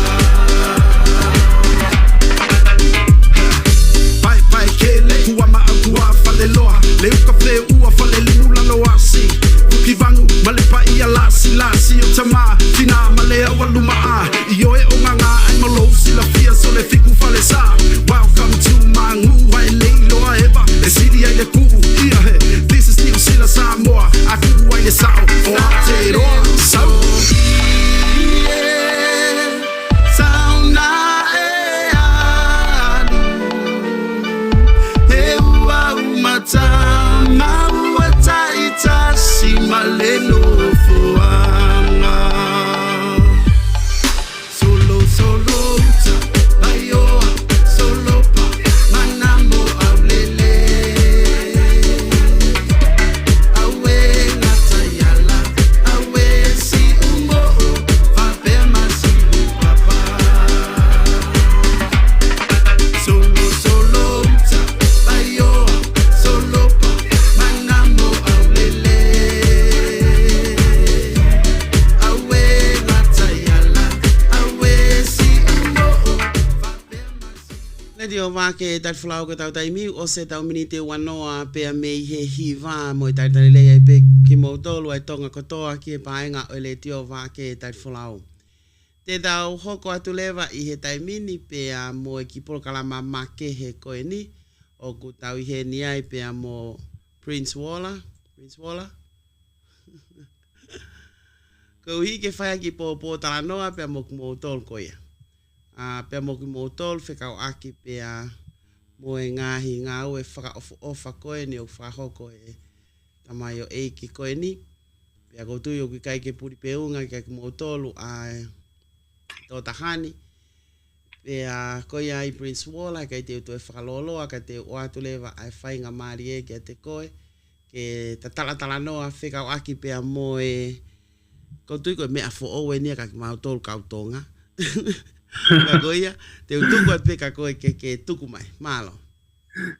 Thank you, Emily. First of all, I want to thank you for having me on tonight. Prince Waller. Hange ka te au o kai ke whanongo atu. Koena, saien mahalo. Mahalo. Emily. Emily, can you hear me? Yeah. It's clear now. All right, perfect. Can you hear me? Yeah. Thank you so much for having me tonight. It's always a pleasure to come back on the show and work alongside you and Sione. And we're forever grateful that we are continuing to work together this many years. So actually, let me go ahead and I guess we'll just kind of do it in Tongan. We'll kind of go back and forth Tongan and English because I do have, I shared the lives of some people who had some questions, and they were also kind of curious on how it works. Both Tongans and non-Tongans are tuning in. I did share the live to them, so if you don't mind me, I'll just kind of go back and forth. So, Emily, I know a lot of you guys has already seen me so many times on here. As you know, my company is SIVA. My name is Prince Wola. My company is SIVA International, and we offer many different services, different businesses under the same company name. So in case a lot of you guys might be confused, like, wait, what? They have a store or this program or this. So we are actually, SIVA International is the kind of the umbrella company for multiple ventures that we operate. But tonight's discussion is basically on Airbnb. If a lot of you guys are familiar with Airbnb, also known as short-term rentals, such as VRBO, Expedia.com, HomeAway, they're all kind of the in the same category business. But with our particular, with our main focus is on Airbnb. That's where a majority of our bookings come from. So going back to in Tongan, Emily Kotao topic ke poni whekau aki mo Airbnb he ruputokola mo tolu o ku osim maheni pe mo Airbnb o ku Airbnb and I think Emily, I think you probably have a better explanation of how Airbnb, you're familiar with Airbnb, Emily, yeah? Yeah. So correct me if I'm if I'm not explaining well in Tongan what Airbnb is, but ko Airbnb ko ngahi api na fototongi hangepe hotele you know te fe alu aki hola feitu te alo o buka te hotele. So Airbnb is same thing for the alu aki hola feitu kau te alu kita ia o rending ngahi api noftotongi, you know. So ko konga ye o ko tahe ngahi business yung mafgalele ko Airbnb, and ko ahoni ko lava kene ta o tolu e mau whainga ue ko ni whalele ngahi api na fototong. Now, prior to this 3 consecutive years, we actually ran Airbnb back in 2014 for about 3 to 4, almost 4 years. And then we kind of stopped due to a move, because at that time we were only operating one house for 3 to almost 4 years. We were only operating one house. We made a move, as you know, to Texas, and we kind of stopped. So once in Texas, you know, I tried to start the Airbnb thing in Texas, but it was kind of slow. So I decided to come back to California. As you know, this is the Golden State, and started building my Airbnb properties again. And now we operate, we're almost at 15 properties right now throughout California, Texas, Florida, and Nevada. So today's the 3rd year. August 29th is our anniversary. And so we wanted to do a promotion to celebrate this day, but I'll go in detail of the deeper reason why we're doing this. So Before I continue, Emily, do you have any questions? Malo Prince Wala. I think okay kia haku fehu I ka koutu'i o hange ko mena ke lave ki ai ko hange ko mena ke lave ki ai ko mea fo'o en neongo o pe to lahi o ku motu akana tolu ai o ko rent ko ai Airbnb. We just came back mau tok fok mai me Hawaii, man. Pe na mau pe mo whanau to ko pe mo na hoa pe ko mea ia ko na e hoko ko hono rent ai ki Airbnb o mawo ki ai I he weekend o no fa weekend ko ni ko osi.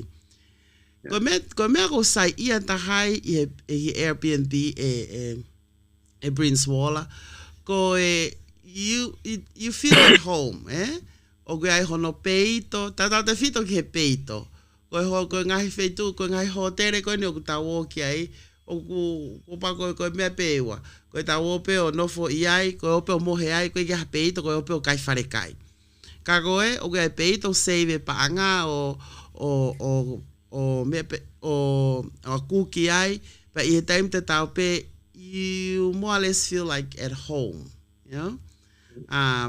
O ku te ki loto fare o ke pa ko tui na enjoy yang ia e maua ba mo whanau ai o ko nofo I he abin pe to ki ma angi I loi pe ha Honolulu ko feitu ma mafa Yeah. Ko ho te rehe tai mine feitu ko ia o me ka mata pe wanga tu ki o lunga laki ka pa te ma ha wanga tu ka ko mata ko ki Airbnb ko ni na it was around wanga tupu loki taha pe o ku te o mawo ke we enjoy it mawo no fuki loto fale ko hono ke heia pe ko tu ia ko me ko ka kai ko te whanongo ko fe folau aki ta kai holo ko ai pe ko whanongo te pe ko kumi ai Airbnb pe hange ko me ko no ke lave ki ai ko ho business ia ko o ku ke fai ko I he taimini o a tu ki ai ko hono rent ko ia o ngahi Airbnb ko ni ai ko sai o fale I heni pe mo Florida Yes. Here in the Bay Area, Florida, Texas, and Texas. One in Nevada. And one in Nevada? One in Nevada. Wow. And we just opened up our first home here in the Central Valley in Stockton. We're just waiting for permitting to finish, and then we'll that one. But you're absolutely right. A lot of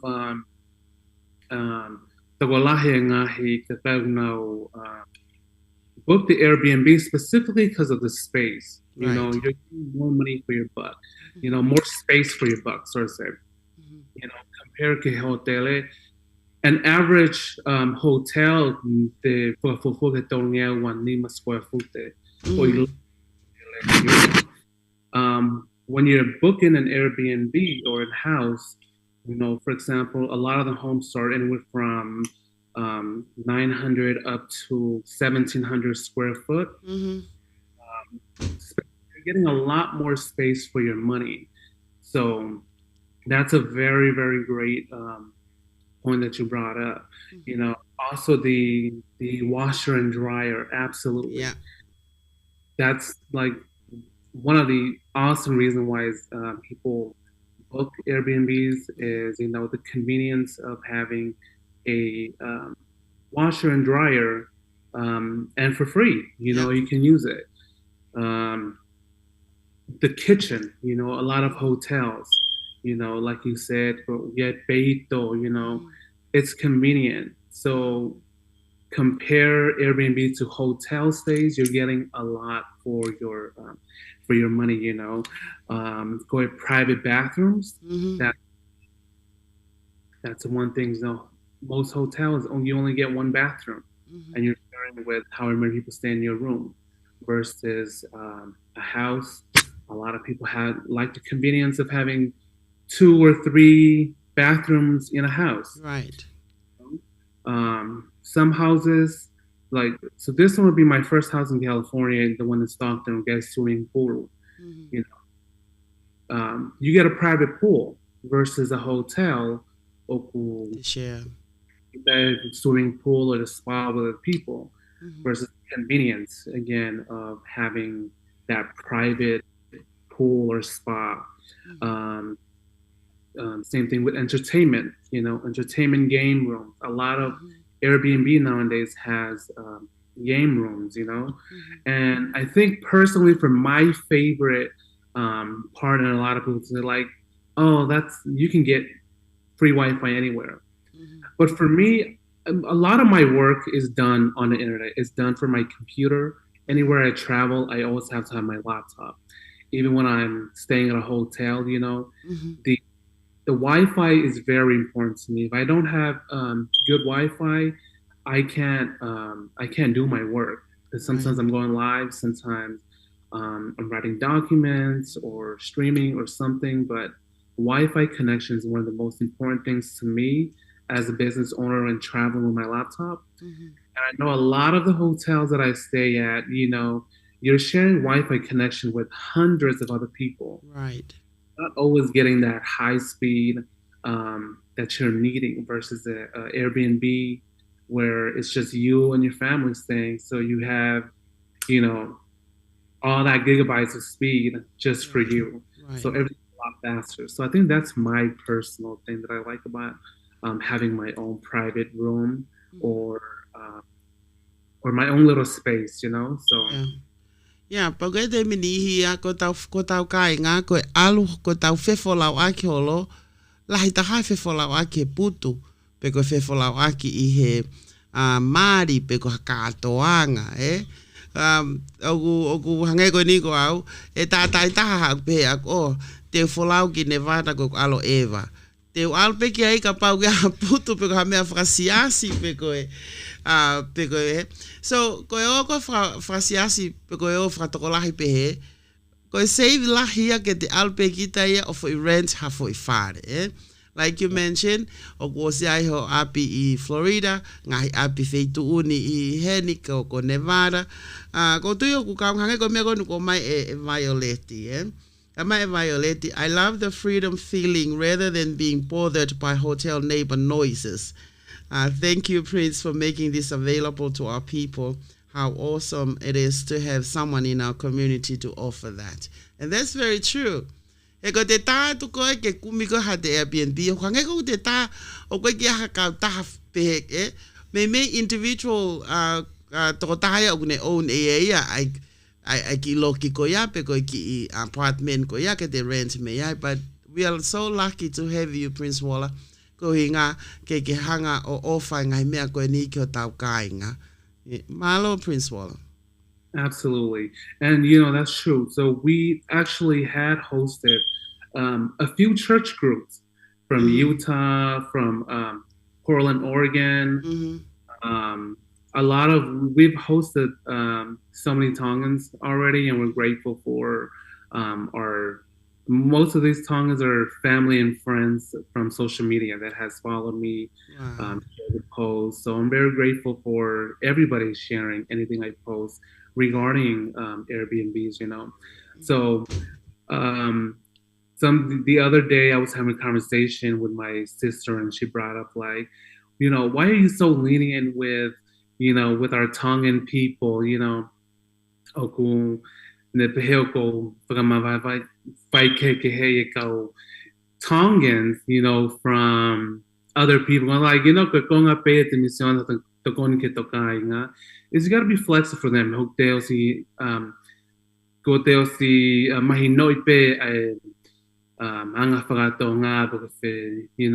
No for family, nice stuff like that. So her point was, so we matakali kehe, ka ovaya toko tahanima toko tahaona kakayo visa mahemea, what public fama kilaunga, because we just go to the process with Airbnb. Ngahi kakai toko lahi family tonga como siya hono host tolo, we're flexible because we understand that ang no fagatonga, but our ways yes from Portland you know, we didn't know that they use our backyard. They go find you know, and stuff in the backyard. But they left the home when they left it in great condition. You know, we allowed it. That's something that we're very flexible without Tonga Pacific, you know, because we understand, we get it. So so that's one way that we try to assist in family reunion or reunions, family, you know, small family gatherings, a funeral. You know, we understand if you need a space for a group, we can assist with housing you and make certain flexibility outside of the Airbnb platforms and their rules and so forth. And I think that's also one of the things makehe no for Airbnb or no for aptotongi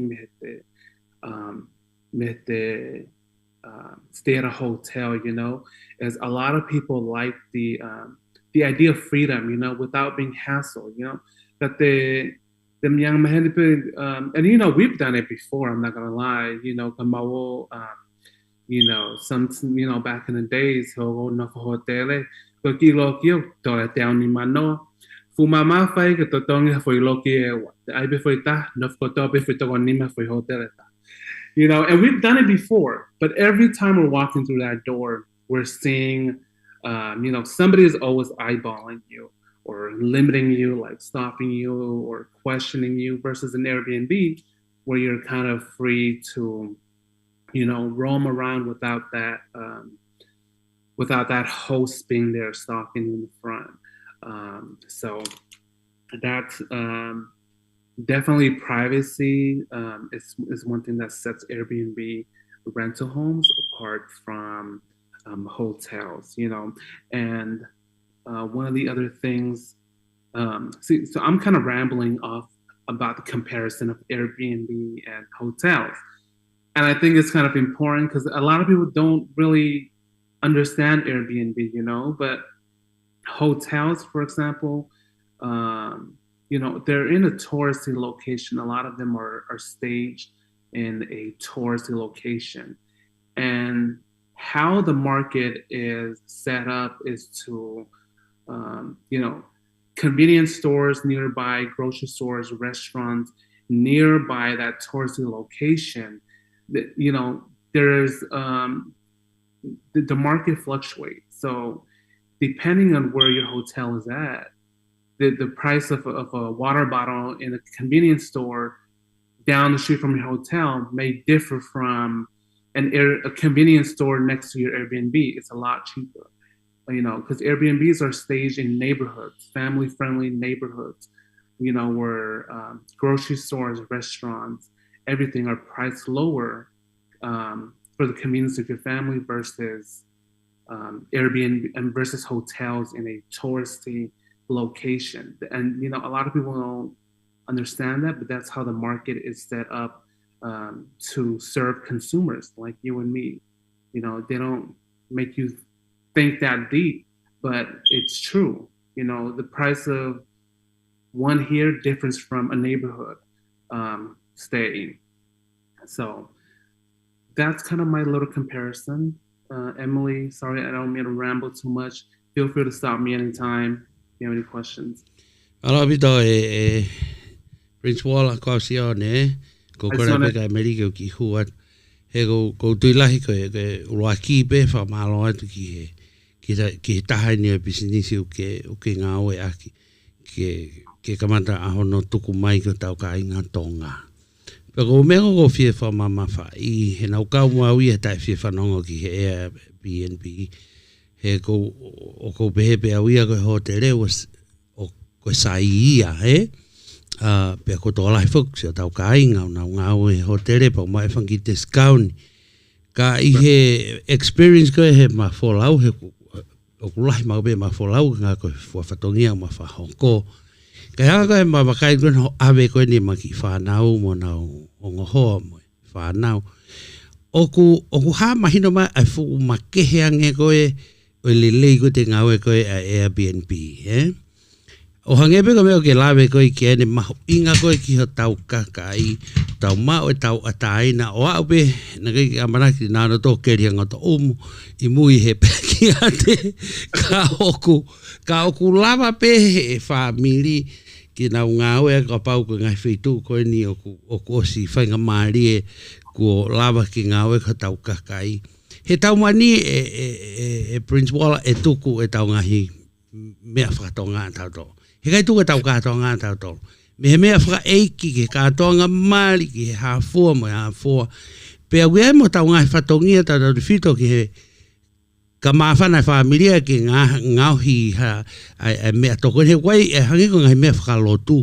Ko pau ke whai e nau tauri anau tari. Ka koe kauia I whatongia o whai ngata ke toko lahi ke kumi ha whaitu o ka pae ke mau ha whamili. Tonu ke whai ki ai a hange koe ni pau koe se stonga te tau kumi pe apsiasi pe ko hataha e whamili apsiasi e whanga mali ke whai whatongia ka ingai ahoni e lava he ka inga tonga I ka ingata pe ke na o ki hawhale o nau teu ai pe nau nofo ai toko lahi koe futau ataina ma ke ka kono moni e Prince Walla o kei toko lahi nge pe ka kai o ka oi pe moao I he mahino ko ia o e Airbnb o koe whahinga whaunga ko ia koe ka mea ke te ato reni he mahina ka koe reni whaka aho pe o whakatatau pe ki ho o fie mau ka o ke mae ko e futau ataina ka kato hangepe ko ngai whaikiki o ke lawe ko e ki ai there's more bathroom, more bedroom, more of backyard ke nau pe e lava he familia ke toi maa ange ka ki nau tolu ai e nau folau toko lahi papa ko au pea ko ku moe meliga malere maga ma whaitaba malere mai wha pea pau ko hotel ka koe anga tau siololo ki ka hau e Walla e fufie mau au pito ai whainga accommodation nia ko ni ki o tau kakai Papade ke wakai pe kia hangi koe marina whai koe ni Hawaii tōla he kakai na mi tōla hangi kakai na nofo Airbnb inga ko ki mama ange paka ahe nima paka ahe fia ka ko whamalo at ko fie lawe tupe ke si uhinga mali ke si kau tōle ke leka he ko ki nau tōlo nau make the decision neonga pe whanau tau pe tauleri ke mea ka whare I koe mātu te whakapoto ange e nau whale pe te whakapoto ange e nau sio ki ha whatongia kua mana ki whai I ha wheitu te nau whanonga ki eiki whahoko whatongia pe koe mea whakatonga ia koe tau kautsa ia koe tau nānunga whakatonga ia pe te tau fie mai tau tori e ngai wheitu peheni pa koe hinga ko fie ki kau mai peki o mo pokalama ki whamama whai ai lelei ko ia o ngā o ke whahoko pe kou tui ko tahai ni no tā hala whanonga he ta whakoe ni neongo ku whahe kau pālangi he tau lahi pe koe nu ke kauat mo koe kia I hana whahoko e whahinga whaunga koe ni ka kou kore kai ngā tonga tau whenga au e aki koe lahinge tau toko ni a Prince Walla ko to lahiange ne whainga mali ke to kumi mo to api ke to lahiange ke o sango me aga tau ka state ko ko tamai ka tau I Nevada o kuiai ka tau I California Stockton is there he ku to lahi tau ka inga mo community Stockton kai ke ko ku fieta ana ka pe ka ko tupe ma ko mahino ke ka kai ko ha api te ke lava o reni ki whaka aho pe ka mea ni te ke rene koe the whole month I kai koe o ku hange pe hotere ka koe hange koe mea na lawe koe kia Walla o koe kitchen o koe pa moe me a fo ai te ke lava fo washer and dry hange pe fu ap kakato ka ko algo ki api ko ia ko ano loto fare ko mono uloki whatatau ki a hotere fo I loki pe ta hala ko au ni ngai hotere tai nimu koe ki te ha microwave ia ko au ni ngai hotere ko na Marriott now pehe is up there kau koe ki te ha microwave ai ngai ahon koe gelo pa me to ai pe ka pau wa ki aisia o kwat koe me ai o koe ke momoko ia so o alu petai mi Walla ke liliu ai ngai se tapo winga ke pe ngai hotele ka go find a Airbnb ko ha hinga arrangement e lato ai fie mau ha tokolahi Pea ko whambe Prince Walla hanga i mea na ke lawe ko i ki ai ki fofolaho o whalere mai me ani. Ke hanga mua o ai mai hano fo i... Ai mano ngai lai ata mona whanki details ki he mea. Ki he kakai ke nau ke circulated be tau leti o ke nau ilo i ko whengai wheitu mo state o ki ai mo kolo ki ai. He ko tuku mahu inga o ka pau o wahana o palani ki nau head down that way o ku at least o ku nau ma o pe ko mai pe website ke na visit ki ai ka ko fieta ana ke pe mo frambe to mahino ange pe Leongo ko sia ka kai ko na was up and up with Airbnb now ka wa we if you accept that ka go to algo mo find out and I see why I me ko ma inga ka forget ka ko e wala malo.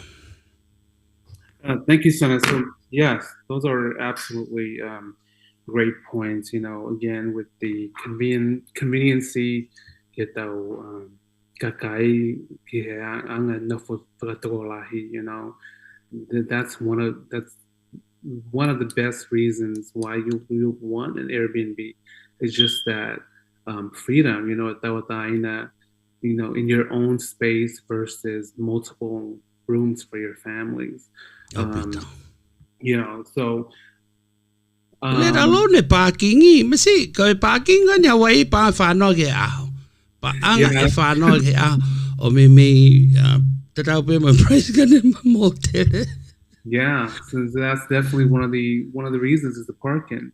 You know, free parking.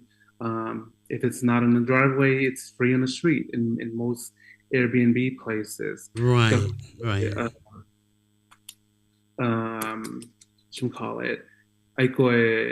So that's kind of that's our main business. I mean, that's the main topic of tonight. You know, it's about our Airbnb business. A lot of you guys are familiar when we're on here. I've talked about other businesses that we have, and it's still going. You know, a lot of you guys are familiar with the shopsiva.com. That one is still running. You know, our live sales on social media. Okay. Wow. Okay, I figure Amazonia. To keep our time busy, you know. As long as you're being busy, you know, you're putting your best time into something progressive and productive, you know. You know.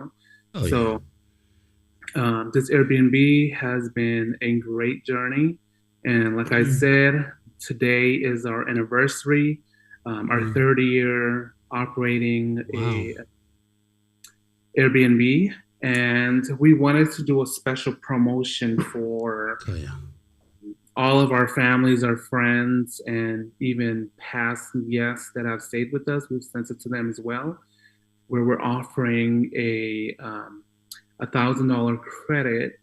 So it's $500. So the vouchers, think of it as a voucher, you know, you're buying $500 or an investment. We're kind of put that investment into your future stay, you know. So it is $500, and you get $1,000. So it's pretty much kind of a buy one get one. You know, you spend $500, you get 1,000 Airbnb credits.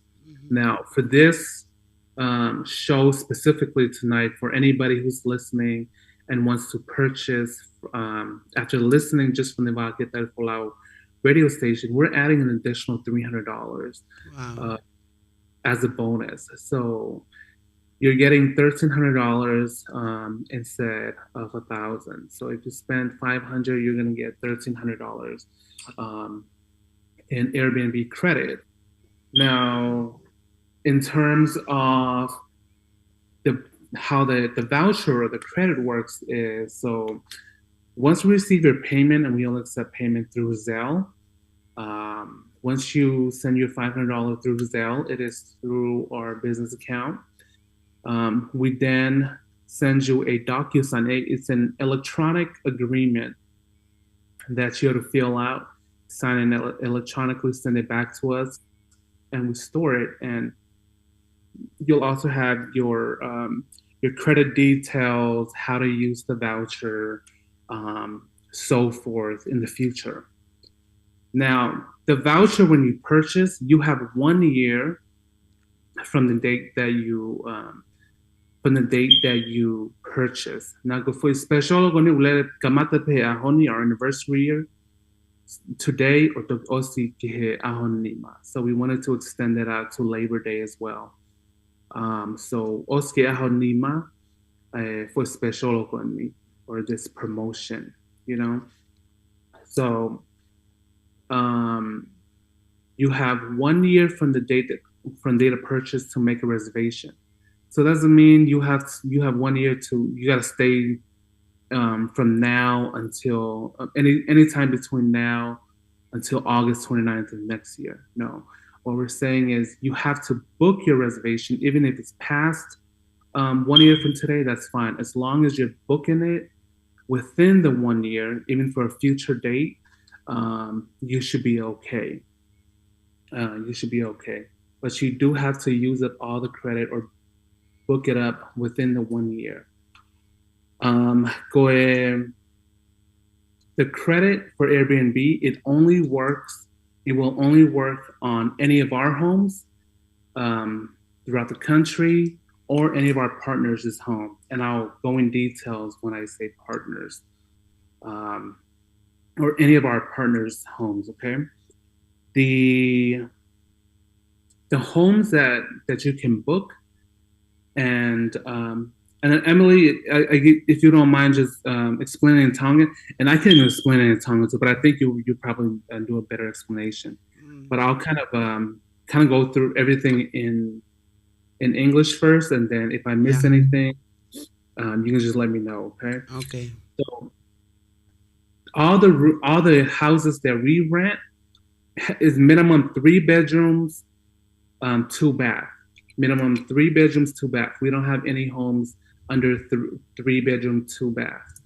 Some of our homes are 3 or 4 bedroom, 3 bathrooms, but it's a minimum 3 bedrooms, 2 bath. All of our homes, including all of our partners' homes. It's all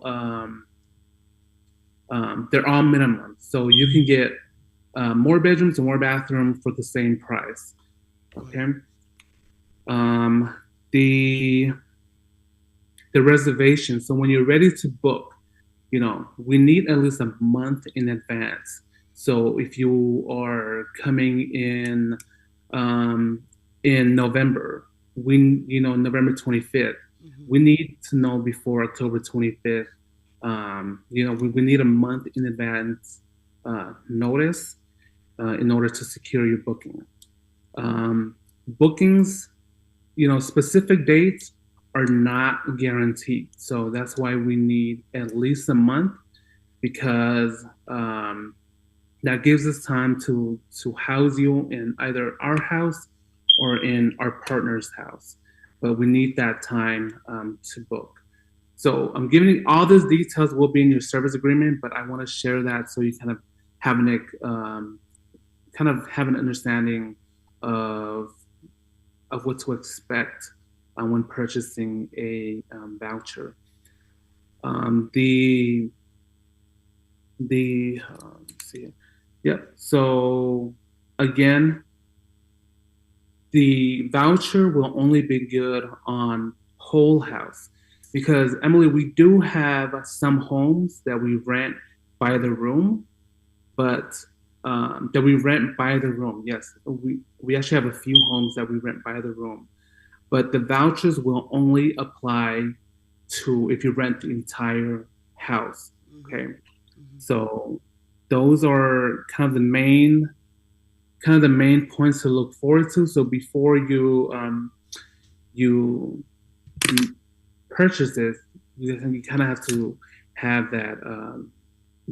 You kind of have to have that understanding. Is first of all, Your booking, it has to be the entire house, not per room. That's what the credit applies to. We need at least a month notice when you want to book the house. All the homes are minimum 3 bedrooms, 2 bath. Dates are not guaranteed, so keep that in mind. So the earliest you let us know, the sooner that we can secure a home for you. The voucher applies to the entire purchase. I mean, not purchase, to the entire rental cost. So those of you who are familiar with Airbnb and some of its coupons or vouchers, the voucher, the coupon only applies to the daily rate. It doesn't apply to the taxes. It doesn't apply to the cleaning fees. It doesn't apply to the Airbnb fees. So you still end up paying something out of pocket. Versus our voucher, it applies to your entire stay. And it is direct booking. It's direct booking with us, so we're able to kind of save you on the taxes, the service fee that Airbnb normally charges, and so those little fees. And trust me, they do add up, but it's worth it when you're staying at large. So those are just kind of the main details of what to expect when you purchase. I'm sure a lot of you may have other questions. You can feel free to ask below, comment below if you have any questions. Like I said, a lot of the homes have maximum occupancy. Some homes that we have, you can only have no more than 10 people. Some of the houses, you can so on Airbnb, the max is 16 people. A lot of the families and friends that we've hosted have 20 people or even a few come through. We had someone booked one of our homes for what do you call that? For a nofo akiputu, Those are the little things that we understand culturally why someone would want a space. So that's okay for us. And we're a little more flexible and lenient with our Pacifica people to using our properties for. So, and most of the homes that do have maximum occupancies has HOA, and that would be the only reason why we wouldn't allow it. Or sometimes they're in a gated community, But for the majority part, we accept small gatherings at our properties. So, is that kind of should I kind of pause there? Yeah, Emily. Yeah. I think so. Prince Waller. Okay, I feel here ni pe me so ni langi. Ko le mai ko hafika telefoni. Yes, so you can call us directly. So our number is 1-800-784-0626. When you want to purchase a Airbnb voucher with us, or if you have any questions, you can feel free to give us a call. But that's our phone number. Let me see if I can.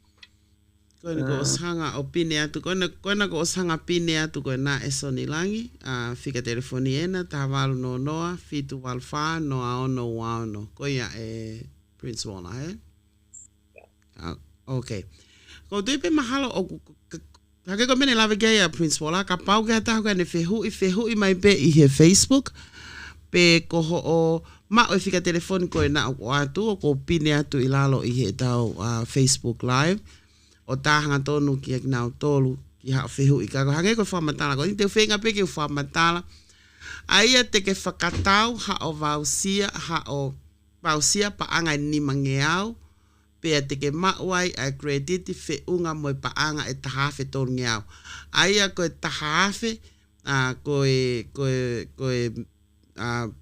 no moloia pe ko pa anga tonu ngeau extra ko no fuaki e Prince Waller ko e mo tol ko ia o mo mamata mai I he polokalama I he whiawhini he Vake Tali Folau.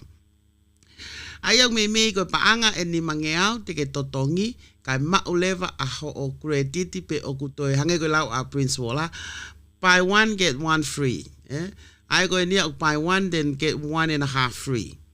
Aia te ke mau e koe ai, te ke whatau e panga ni mangeau, maulewa ho paanga e tahafe tol ngeau whakakatoa. Aia au tau pepe, to e tānaki mai tola ia e valungeau ki o paanga e ni mangeau. As a credit. Ko whongai na koe ke ke ngāwe aki, ai ne whakamatala mai. Aia koe ulu aki, koe nau ngahi whale, me koe ngahi whale o kutuu I, o koe ngahi whale I California, Texas, Nevada, pia mo Florida, koe ia e Prince Wala, Pia koe ai pe mo ina ngā kau partners, pe koe kakai o nau whe ngāwe aki, e lava pe ke tau toi ngāwe aki pe ai vausia koe ia I he u partners koe ia, pea mo mo Prince Wala. Aia kai ke ngata pe I ho ngai whare koe ni ngai state koe ni, ka kotui koe ngai partners I au toi ai mo ngai whale ngai state ke. Ka me koe ngai whale koe ngai wheitu pen tau lahi alu ki ai. Ata tau te fito ki California pea mo Texas. Ko e paanga koe ni e tahawhe tolu nge au, te ke lava o ngawe akia I he fo itau e taha. Ai au veleti ai fo itau e taha, te ke lava ngawe akia I e pa ai vausia koe ni taha whetolu nge au, pe he taim tatau, whatoka ngā eanga koe u loki, me koe u whale, me ke loki tolu ki o lunga. Koe ia Prince Wala, A loki tolu ki o lunga, pe koe vausia koe ni, te ke ngawe akia ki hono rents whakakatoa fo I whare. Right? Aia te ke ngā ake ke rents whakakatoa o e fo I whare. Ka pau teu ha o reunioni ki Florida I he tau ka hau te ke lava o tā lewa ka nau tol pa ke whai e pūking. Ko taim ko te ke totonga ha o ni mange au, te ke lava po totongi e zel, hu hanga tonu pe ki he pe ko tau I ko sere, hu hanga tonu pe ki akau ni koia business koia siva. Ko taimi ko te nau mauai, pa te nau oatu lewa ki alea pau electronic, pe ko ki alea pau pe I he interneti, te ke whakafonuia, whakamooni ai pe I he interneti, pe ko electronic, os pe ko ia, pe ke sen whakawhaingo fua au pito. Sen whakafoki lewa ai ki alea pau ko ia ka ki nau tolu. Ko e pūkingi, te ke lava pe o pūkinga, like I said, o valid I fo itau e taha. Aia koe aho wahiwai no a kosi ki a wafe maua tolu, aho kapati to tong he poni, e veletia, te ke lava ngau e akia ki a kosi aho wahiwa wafe wa whaka. I he taim te tau pe, te ke lava pe ko puka I he ta uni within I loto I ho fo I tau e taha koe ku velitia ai, ki he tau hono ko koia koa Prince Wala, So you can puk, ka kua pau ke puka e koe ia I he tau koe o ku veliti ai a ho o fo I vausia taha whetolu nge au. Sai, ko e ngahi loki koe, pe koe ngahi whale koe te ke hanga koe o pūkingi. Te ke lava te ke hanga koe o pūkingi, te mō ngawe aki ia. I he tau ko me tau to mahu inga pe ke tau to ke to mahino ange ka tau tolu whakatoka ngā ange ko e vausia pe ko fu mea ofa ko e ni. Ko e mea ofa ko e ni ko whakailonga ia ai tau e tolu ai whai whatongia a Prince Wala pe mo Siva International ki he no rent ko ia ai ngai B&B, Airbnb. Pe a ko ai o mahu inga o pito ke tau whakaanga en o tu iau e Prince Wala, o ku tama e soni to ton peke ke au ki Salt Lake City, ko tui mahalo e vaveni mai ko ia e Prince Wala, Vaveni mai pita au ki Portland and Salt Lake City. So that's still in the work right now. And I think one other thing that I also forgot to mention too is the voucher will only apply to one reservation. So, and it's only a one-time use. So make use of it. You know, every house has different prices, and you can check our Airbnb or any of our partners' Airbnb accounts, and you'll be able to see what the prices are. So prices vary. You know, so if you have a family reunion, for example, coming next year in the Bay Area, and you want to book multiple homes, you know, the voucher only applies to one house. So, you know, about the whole 1,300 covers the stay for one house, and there's, you know, let's say about $200 balance. That balance doesn't carry forward. The voucher only applies to one house. So plan now if you have a reunion or wedding or whatever, and you need to house some of your guests, you know, kind of do your round estimate, see how many homes you may need. Let us know, you know, because the voucher only applies to one house, and any balance, leftover balance, doesn't carry forward. Yeah. I'll try to give matalang if we go mahuinga ko ya Prince Walla. Ko me mahuinga ni take tau fatoka ngai ko fo ivausia ko ni paanga tafe tol ngiau I time te fatawa e paanga ni mangiau fakatoka ngai ange e ngawe akipe I fo time peta. Aya ko time pete ke puka e fale, make sure o gut ke ngawe ake fo tafe tol ngiau fo time ta.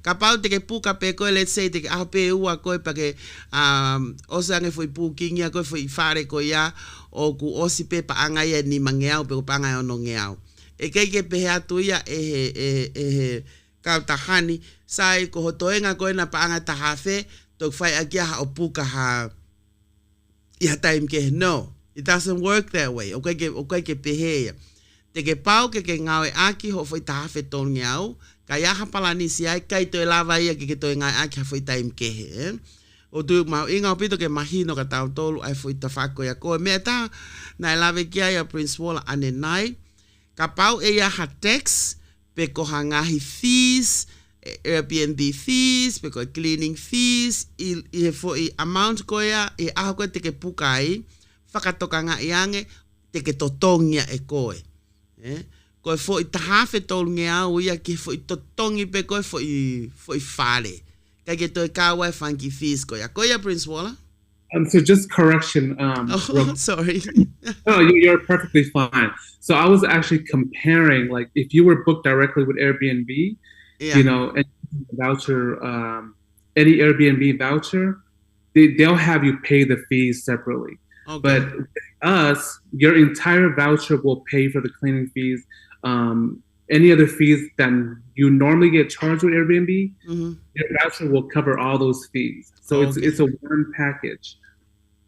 Okay, tako ko me ai ko ho pukingi ko ke kawe funky fees ko ya hono kava e tafe tol ngiau puka hanga tonu ko ki hesiva pe ko puka hanga tonu ko ke Prince Walla ka pauleva te ke puka ko ngai ake Airbnb website te ke totongi leva e ko ia e fo I me ko tuibe mahino ia la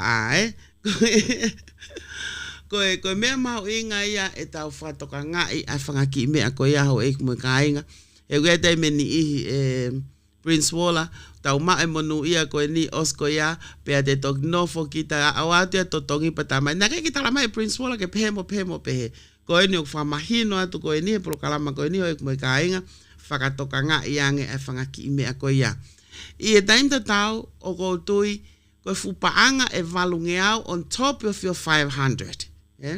Ko e fu paanga lahi en ho ek mo kainga na mau tok lele mai ange ko mena lave kai na mau tok fok mai ne af ko mi Hawaii ko fo no fo ko I loki taha fo loki taha Airbnb I fo aho ko ni enima me migo fe na mau check in aho tople lulu ma vai me ai ane afi na fra fo ke paanga taha fe ni mangiau sai ko loki tahain ko tau talanoa tau toluia ko u floki ko no kuyai a me utama e Prince Walla me loki tolu ki olunga ka ko me amahu inga e tau ma te tau pepe tau ko fu discount pa nga valngiawen pero pa over ho aho ko ia ko te no fai ko California ni I he tahafe tahafe valnge tahafe tolngeau at least ku to o ate fu tahafe tolngeau ko ia ko fu me alahi faka uria ia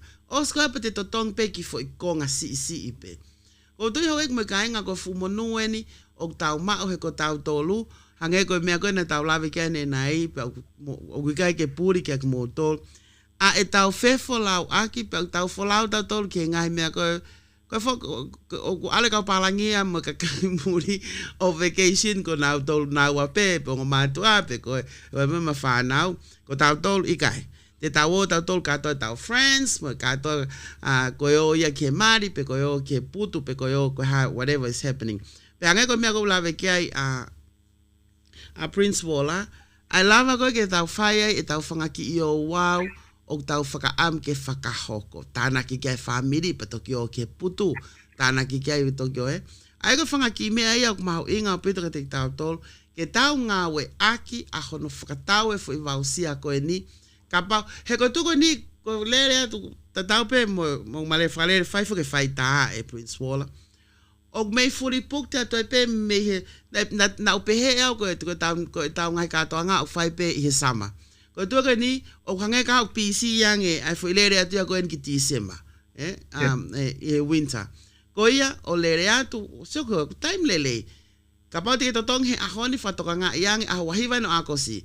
Ka pau te ke totong he ahoni, e village aho fo i wausia ko ia ke aho wahiwa o tau kahau o akosi.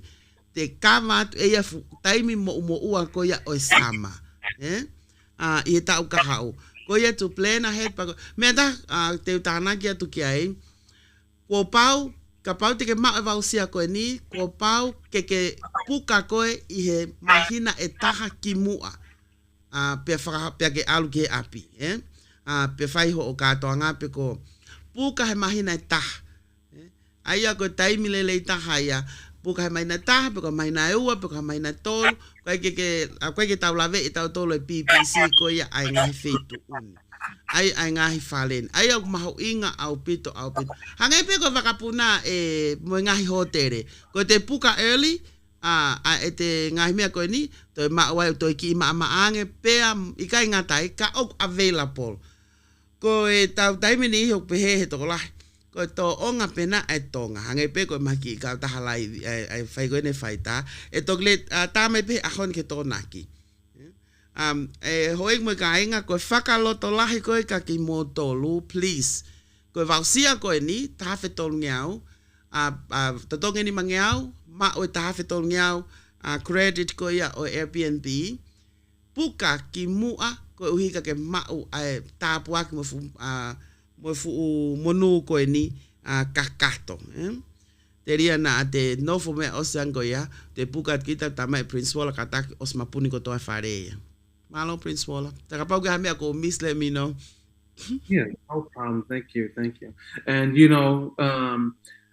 aside, because we do understand, kapag mefag tupake, mefag eiki hataha o fai and o fiemawe ke puka fagababe, call us, email us, message me. We'll see what we can do. Yeah. But please don't use that as an excuse that for you. For any other reason, hope that, like I said, pipe and we with the understanding of our culture, of our culture. Like a funeral or something, and you need a place to house your families. Like I said, we're flexible. But if for any other reasons, we ask that you book at least a month in advance. For mereci more o ose promotion voucher ko ni afeia. So we only wanted to do it for a 3-day starting today, but we figured extend it through Labor Day holiday as well. So Oske Ahonima, 12 midnight on the 5th is will be the last time to Oskiai. Nima September, and I just want to compare it to somebody booked one of our houses in Hayward, for one day. I'm just explaining the difference, For one day, they're paying $250 just for one day plus $150 cleaning fee plus $56 Airbnb service fee plus $40 taxes. Her total that she paid out of pocket was $496. That's just for one day, you know.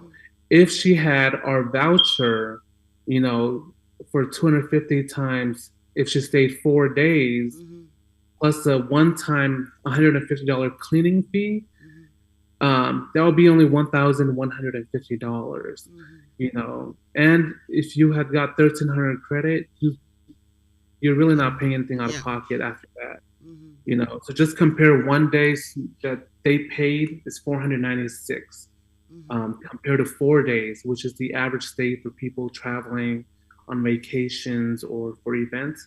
4 days is usually the average time frame, you know. That's a huge saving with our vouchers. So just a quick comparison in pricings. But like I said, prices differ for every location. And like Emily said, the sooner you book, prices fluctuate. So our prices, if you look at our Airbnbs as well as our partners Airbnb, and I will give links later to Emily to post, the market fluctuates. Prices go up and down. And what I like about Airbnb is prices are competitive compared to hotels. Airbnb will always try to be cheaper than hotels. You know, the way that prices for hotels, Airbnbs, and any other lodging works is it fluctuates. It depends on special events. If there's a concert, there's a sports event, there's politics, the market shifts up and down, you know. But so that's when you check hotels. Sometimes maybe $70 today and you book it, and then 2 weeks later for the same date that you booked, it dropped down to like 60.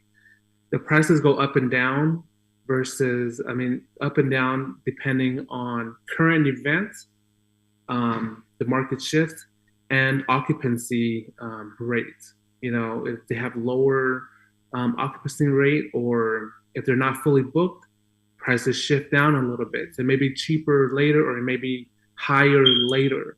You know, so it's always best to to book as early as possible.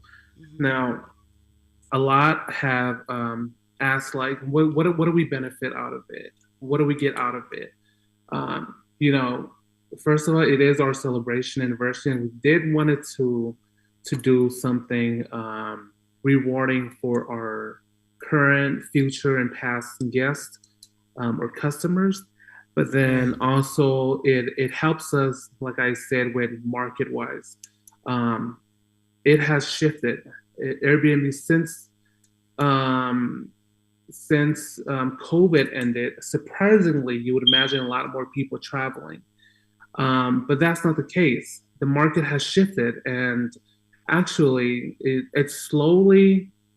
The pandemic is somewhat kind of over, but that doesn't mean that people are rushing out to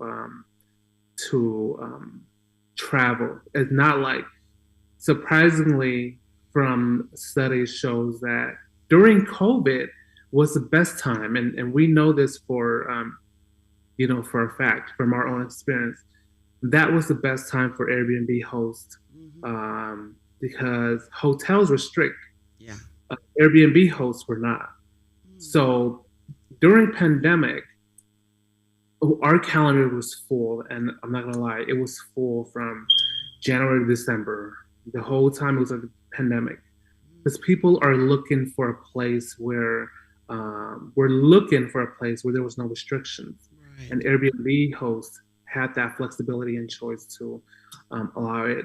Now that pandemic is somewhat kind of over, people are slowly starting to travel, but it's not as busy as it once was. So in reality, we do have some open occupancy. Normally, we see 2 to 3 months ahead, at 60% full occupancy. Now we're looking 2 to 3, 4 months ahead, and we're somewhat at 30% occupancy. Normally when it gets closer to that month is when we start to fill up quickly. But as a business, we're always trying to look ahead, Right. Project ahead. So for us, by doing this promotion, we're hoping and that people will start to book, Right. Next 2-3, however many months. We're looking to fill our calendars ahead. That's what most of these lodging businesses hope for, want for, is higher occupancy, even to the future, ahead of time. And then one of the biggest reasons, and I'm an open book, I share everything, with our customers, our clients, and everything. The Bay Area is one of the, I wouldn't say the Bay Area, I would say pretty much California. It's a lot of cities are becoming more strict on Airbnbs.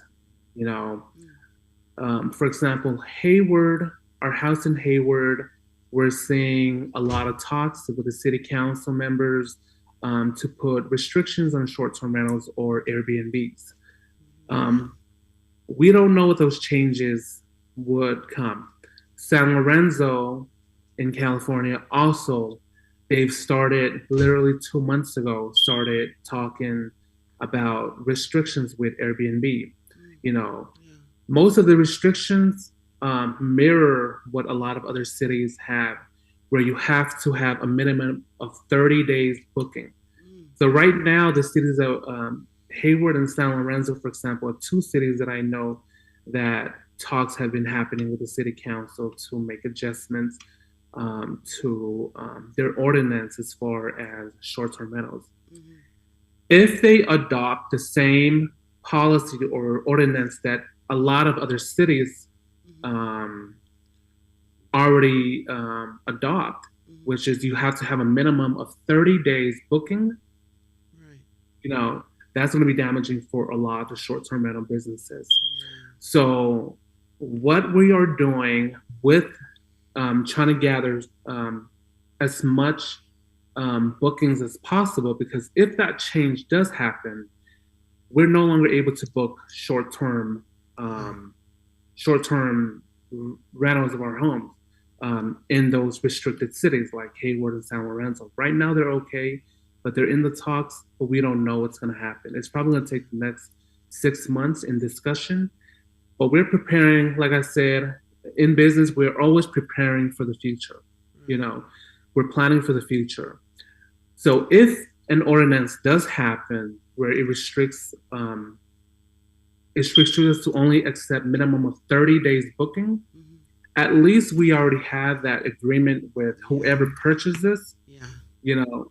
The city cannot stop us from serving anybody who was already in agreement prior to any new ordinance being passed. So if you book late, let's say in January, the city of Hayward says that all Airbnb hosts can only accept minimum of 30-day bookings, but you had already purchased our voucher. This is our agreement between me, you, Airbnb, the city, so forth. And the city cannot stop anything that has already happened. They have to allow us to serve anybody who has already booked or has a voucher with us. So that's kind of the two main points of why we are doing this promotion at such an affordable price. At this time. Does it kind of make sense, Emily? Yeah. Ko tuipe o mahino au pito modol ko ia ko mere si mo mahalo ka si mo he to muy mai ko ka taxi si ma ko na tu apo fok. Mere si mo ka pau te ke fratau he dai min ho va sia te lava ngau akia I he tau etaha. Si mo o tuipe ko ngolele ya te lava o nga akia I fo tau etaha. Page ko me ko ne ku lava kia Prince Wala. Ko ngai ahoni I ngai feitu ke mo ngai kolo ke ko o kamata ke hanga e ngai city council ia o fa o e ngai lao tau pepe ko lao ma ko me mahino pe o fa o ngai lao ke faka ke restrict aki ai ngai Airbnb pe kono fakalele ko ngai Airbnb sai ka baute ke fakatau a ho fo I vausia ko eni Tola ni mangeau kai ma ho credit pa anga tafe tol ngeau o siai ho ale pau a ko ia pe a mo ka ta ko ni Prince Wala mo me Africa aki pe a mo ho ngahi monu ia ko ia te ke ma o me ho valsia ko ia ka o ke ta o ka ke mahina ka tu pe ko mahina tol ka ho ko mai ko pe hem te ana ke puka ke ha ki ki fe ke fra am ke ha ke woti ka ko pe mai e he woti e mai na tol ka ko mai ko tu te mini ka ke to ya ka ke to tali ke booking i Airbnb ya aho e to noa pe to si yange e te na hanga na tolo restrict my restriction ko ya sai ko me leva ko e hoko e te ke hao ko e kai te ke lava ko e kai e hoko booking a ko within 30 days ke mau ia ai lao pe more ai ho vausia te ke lava pe ko ka e taim te tau pe Prince Wala o ku tau ke kole pe foki ke pu fai e pukingi i e 1 month e ya fo imagina taha ki mua ka at ka taim fa putu pe ko ngai me ko to ko ya e lava pe ke pukingi fatau e ko a ho o fatau e ko ho vausia ko hinga he lava pe ka pau ya fanki me fa va pe he pe ko fa ka ha ke pe ko va ho he weekend ke kere ko mari a pong he weekend ka ha u ko taimi ko ao ngai ho fu agreement ko ya mo fu ya re pau ko ya lava leva ke tala Prince Wala ka tak ai mai ko gi me fa va ko ke tari familia mo tu age mango no foi pa ko ya ai ata ki me lo ke u pe tolu he na ke haki po tol pe fa hena ke mato ke sio ko taimi ko ka mau inga au pito i he vausia ko ni ke ngawe aki kakato mau inga ko ke puking i ha mahina eta ko tu te tau malanga i me ko ni o ai pe lea pe he ko ka tonga ko ka kai last minute ko tau tolu ko ka kai last minute ko tu o ku totonu ke hanga pe e ngai mea gonu hoko i mamani e ngai ahoni i Amerikani e ngai ahoni ke ne hanga o ako i ki tau tolu ke tau ofa mai atu ke last minute ko last minute e na kumatea kakai ni i he vela ko na tau whanongoai ko last minute e ku tau fie kai ai tai mhoko ai hafa ko last minute e ku hoko ai e vela i fe ia pa mate uhila ia ko ga me akai ka pa ia ki tau kai me ai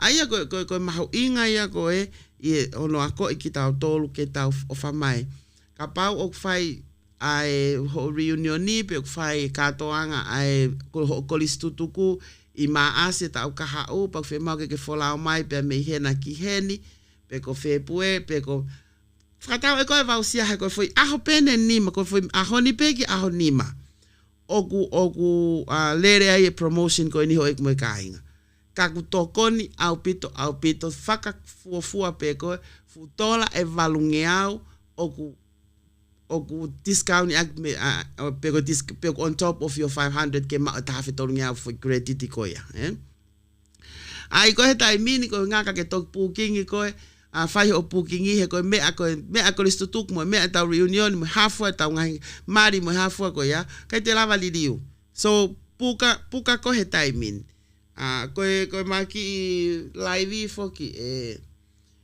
Prince Wala ko sai timing na he kunga ko ta no pe me ya usia o kuma ko laki o ko le ke pukingi mai ki mua ka pau puki mai o si mapuni ate o te time ko ya pe aku too bad pe ako me ho no wa ko le ko ke ka o ke na tolo puki mai live ke na deposit pe aku non refundable he ko me ai taha o ko fanongo ai he lawo pe ko tau ka inga e cancel mai pe he ahoni ke pompong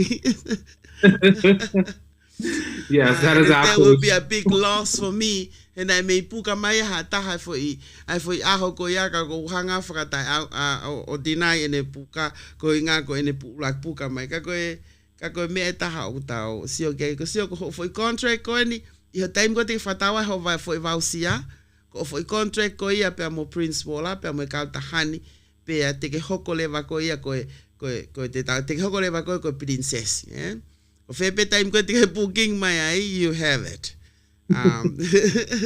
malo Prince Wala for forget the time And then earlier I said partners, and I do just love it. My partners.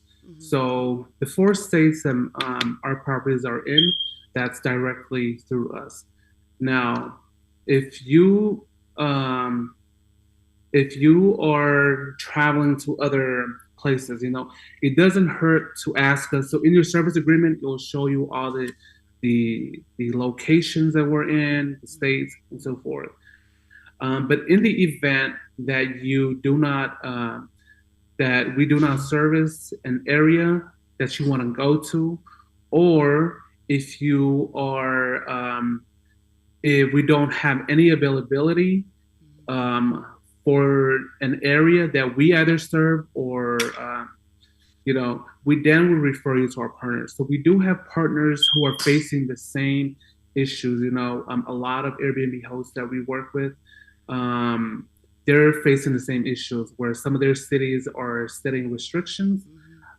So they're doing similar agreements to prepare for the future. Right. So we have a network of homeowners that we work with that are planning for the future and opening up homes to other guests. So I've even served other hosts, guests that they're in agreement with. I've hosted some of their people in my home. So not just in the 4 states that I mentioned where my homes are at, but in any place that you need somewhere to go to, it doesn't hurt to call us.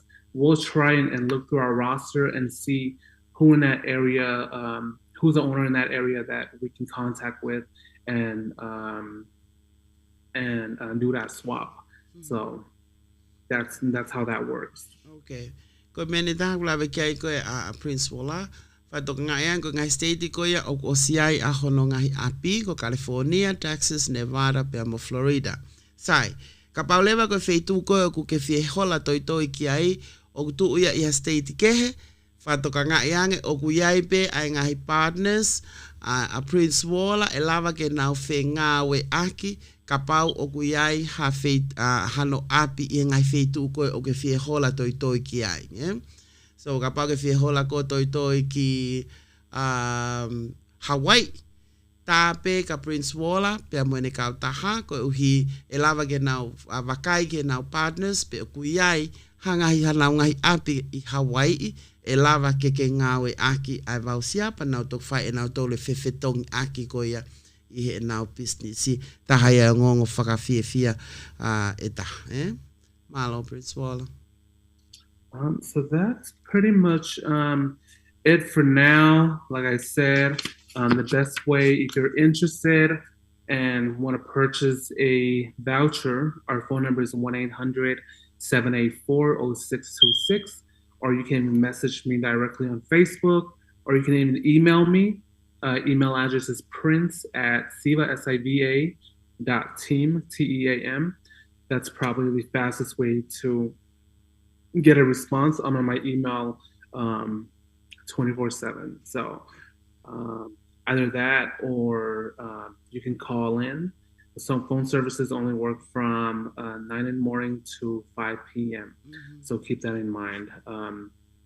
Shoot me a message on Facebook or even email. Like I said, email is probably the quickest way to get in contact. Malo pito e Prince Folau pe whamanatu ato e pete ma o ato e whamanatu ko ni me whanangonongo ko ni kamata pe whiawhini ko pompongi lele pe he osi ke aho nima ai promotion ko ni aho nima ko ia o mahina katu ai ko moni te ia wike kaha o tahawa ko ni tapunia ko ka promotion ni o lele forever ko iai te mau toto whanonongo at pe I le tio Vake Tali Folau e mau ngai whanongonongo mau inga ke tau mau ai ngahi monu ia koe ni I he fo I lolo tongani. I e taim te tau e Prince Folau whamalo ai pe ke te koe ngā ko whaaki mai ai ngahi pāle koe ke si lulu ai le tio Vake Tali Folau te uke whahoko I atahao no o September. Ko toto whakahape whakeni ko ngahi pale ko ia whaaki e ka taha koe ni pe mo Prince Folau mo Siva International ko vausia tak tola te au e hongo fulu total amount o e pale koe ni fe unga mo paanga e tahafe ai ka koe fo i vausia paanga e te au ke toki shopping papahia koe i he Siva International easy ko lele wakai ki website or download the phone application ka we whakamalo like a Prince Wala whawhi be koe ke hau ki Portland ke tau polo pe mo lere pe mo lulu mo polo mo mea katoa whakahoko ataha on September Prince Wala wefa malo lahia te me Redio Vake Tali Folau and we will replay this program tomorrow yeah time go five program yeah. Thank you so much, Emily. You're welcome. As well as Sione. Again, I appreciate you guys so much. We've been working alongside each other for quite some time. So I want to thank you. Appreciate you guys. Ofalahayatu, Yamoa and Loa, as well as to all of our current viewers tonight. Thank you again, Emily. Yeah, Ofalahayatu Prince Wala Malo Alpito. Thank you.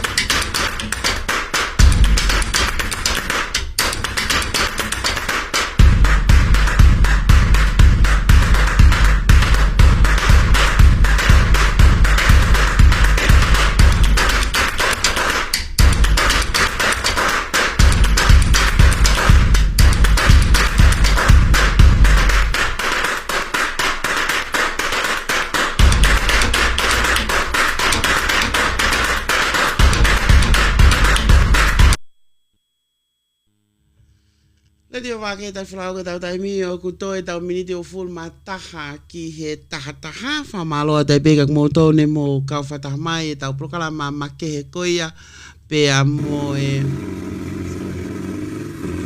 prokalama make he koia pe a mo e Siva International ka koe tau talanoa ki he vausia maho inga koe ni lava ke whatau ha vausia pangani mangeau pe mao ahi o credit i pangataha whetonu ngeau pe te ke lava ngau e ake vausia koe ni i e tau kakato e taha, rent e ake hau Airbnb, pe a mo e Siva International.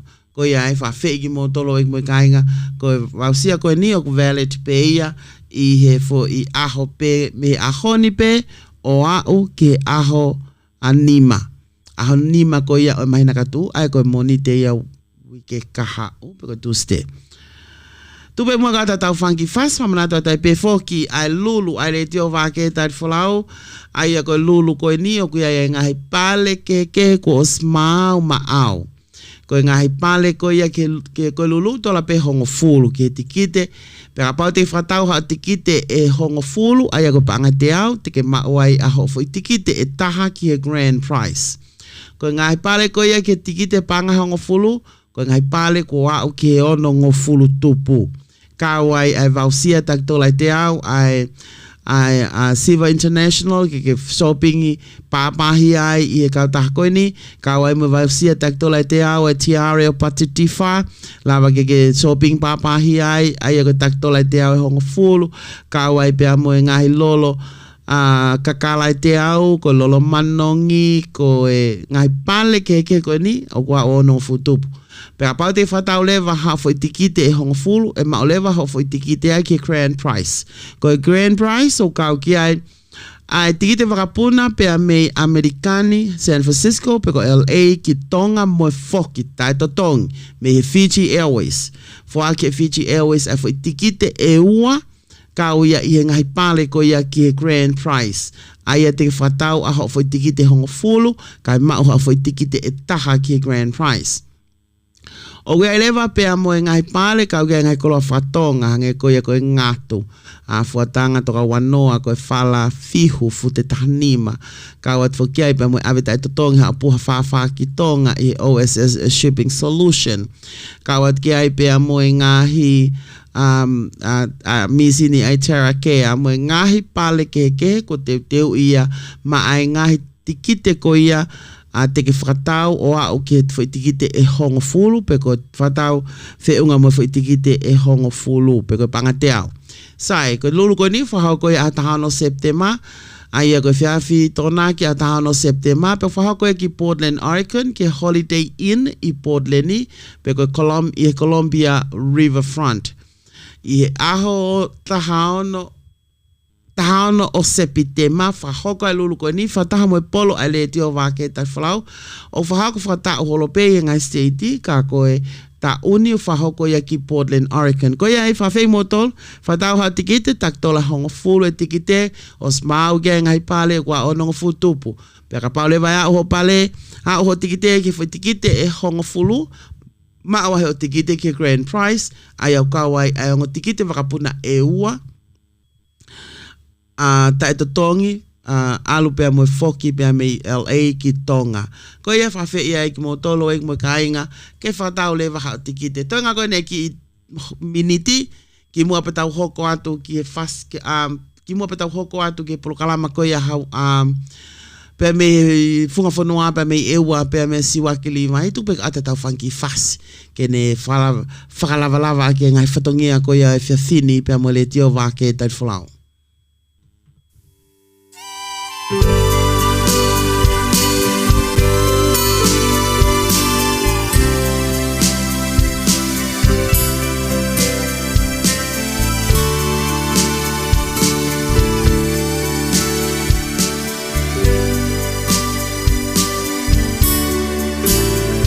Out of all the nights I remember, of all of the love I recall, there are many who lived in my memory, but you were the sweetest of all. Sometimes I still think about you. Sometimes I wish that you'd gone. Sometimes I feel like you're lying here with me, 'cause it's still the sweetest of all. What's it that's sweetest of all, babe? What's it that's sweetest of all? 'Cause I wasn't your first love, I wasn't your last, I wasn't your sweetest of all. So keep your goodbye in your pocket, 'cause you ain't going nowhere at all. Your memories will stay here with me, 'cause it's still the sweetest of all. Sometimes I still think about you. Sometimes I wish that you'd gone.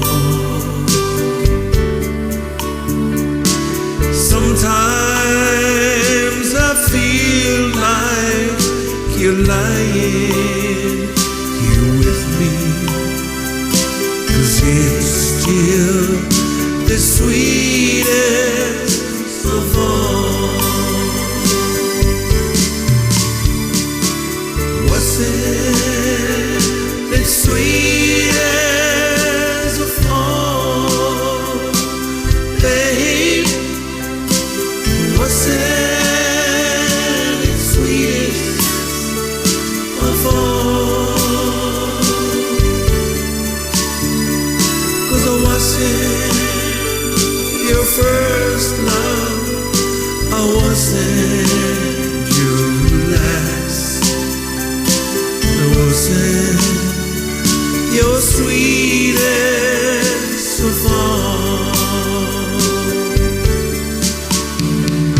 So keep your goodbye in your pocket, 'cause you ain't going nowhere at all. Your memories stay here with me, 'cause it's still the sweetest of all.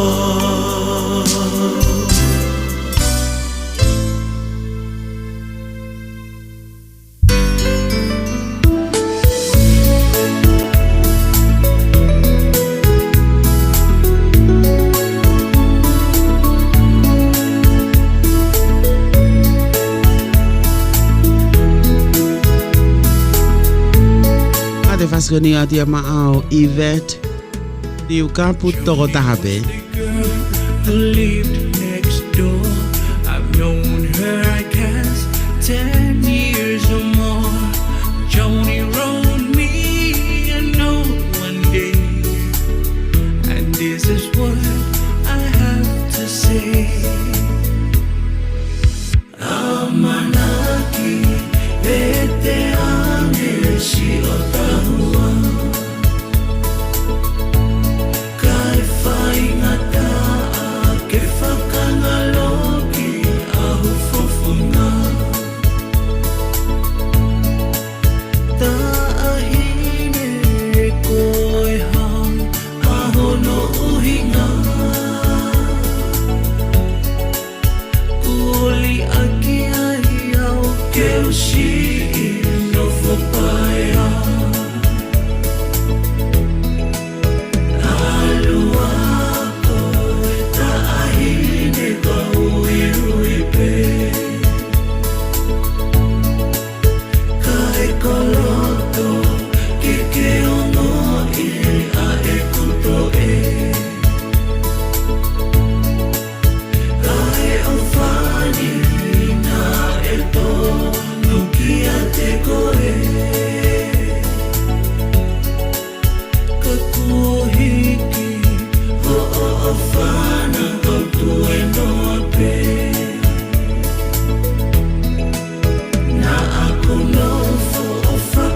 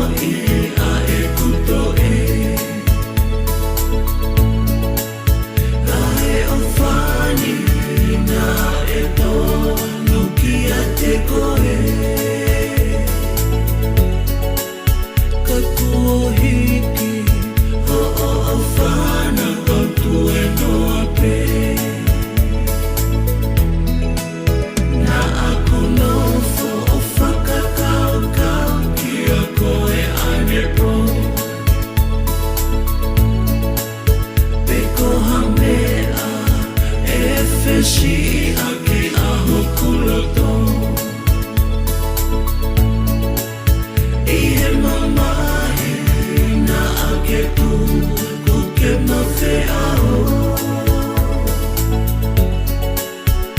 Alua he kua awa Ahufu uloto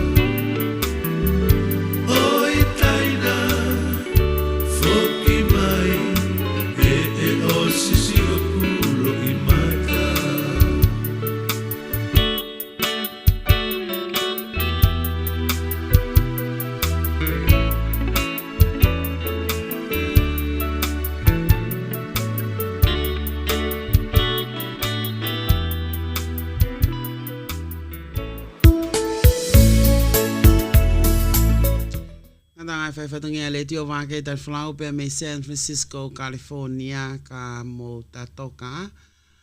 I taim te taupe, mo tolu mo kei a whawhi mo tolu pokala makoi a pe me he funga whanua pe me ewa pe mo siwa ki li vai ka tau tok whilonga ki a pompo.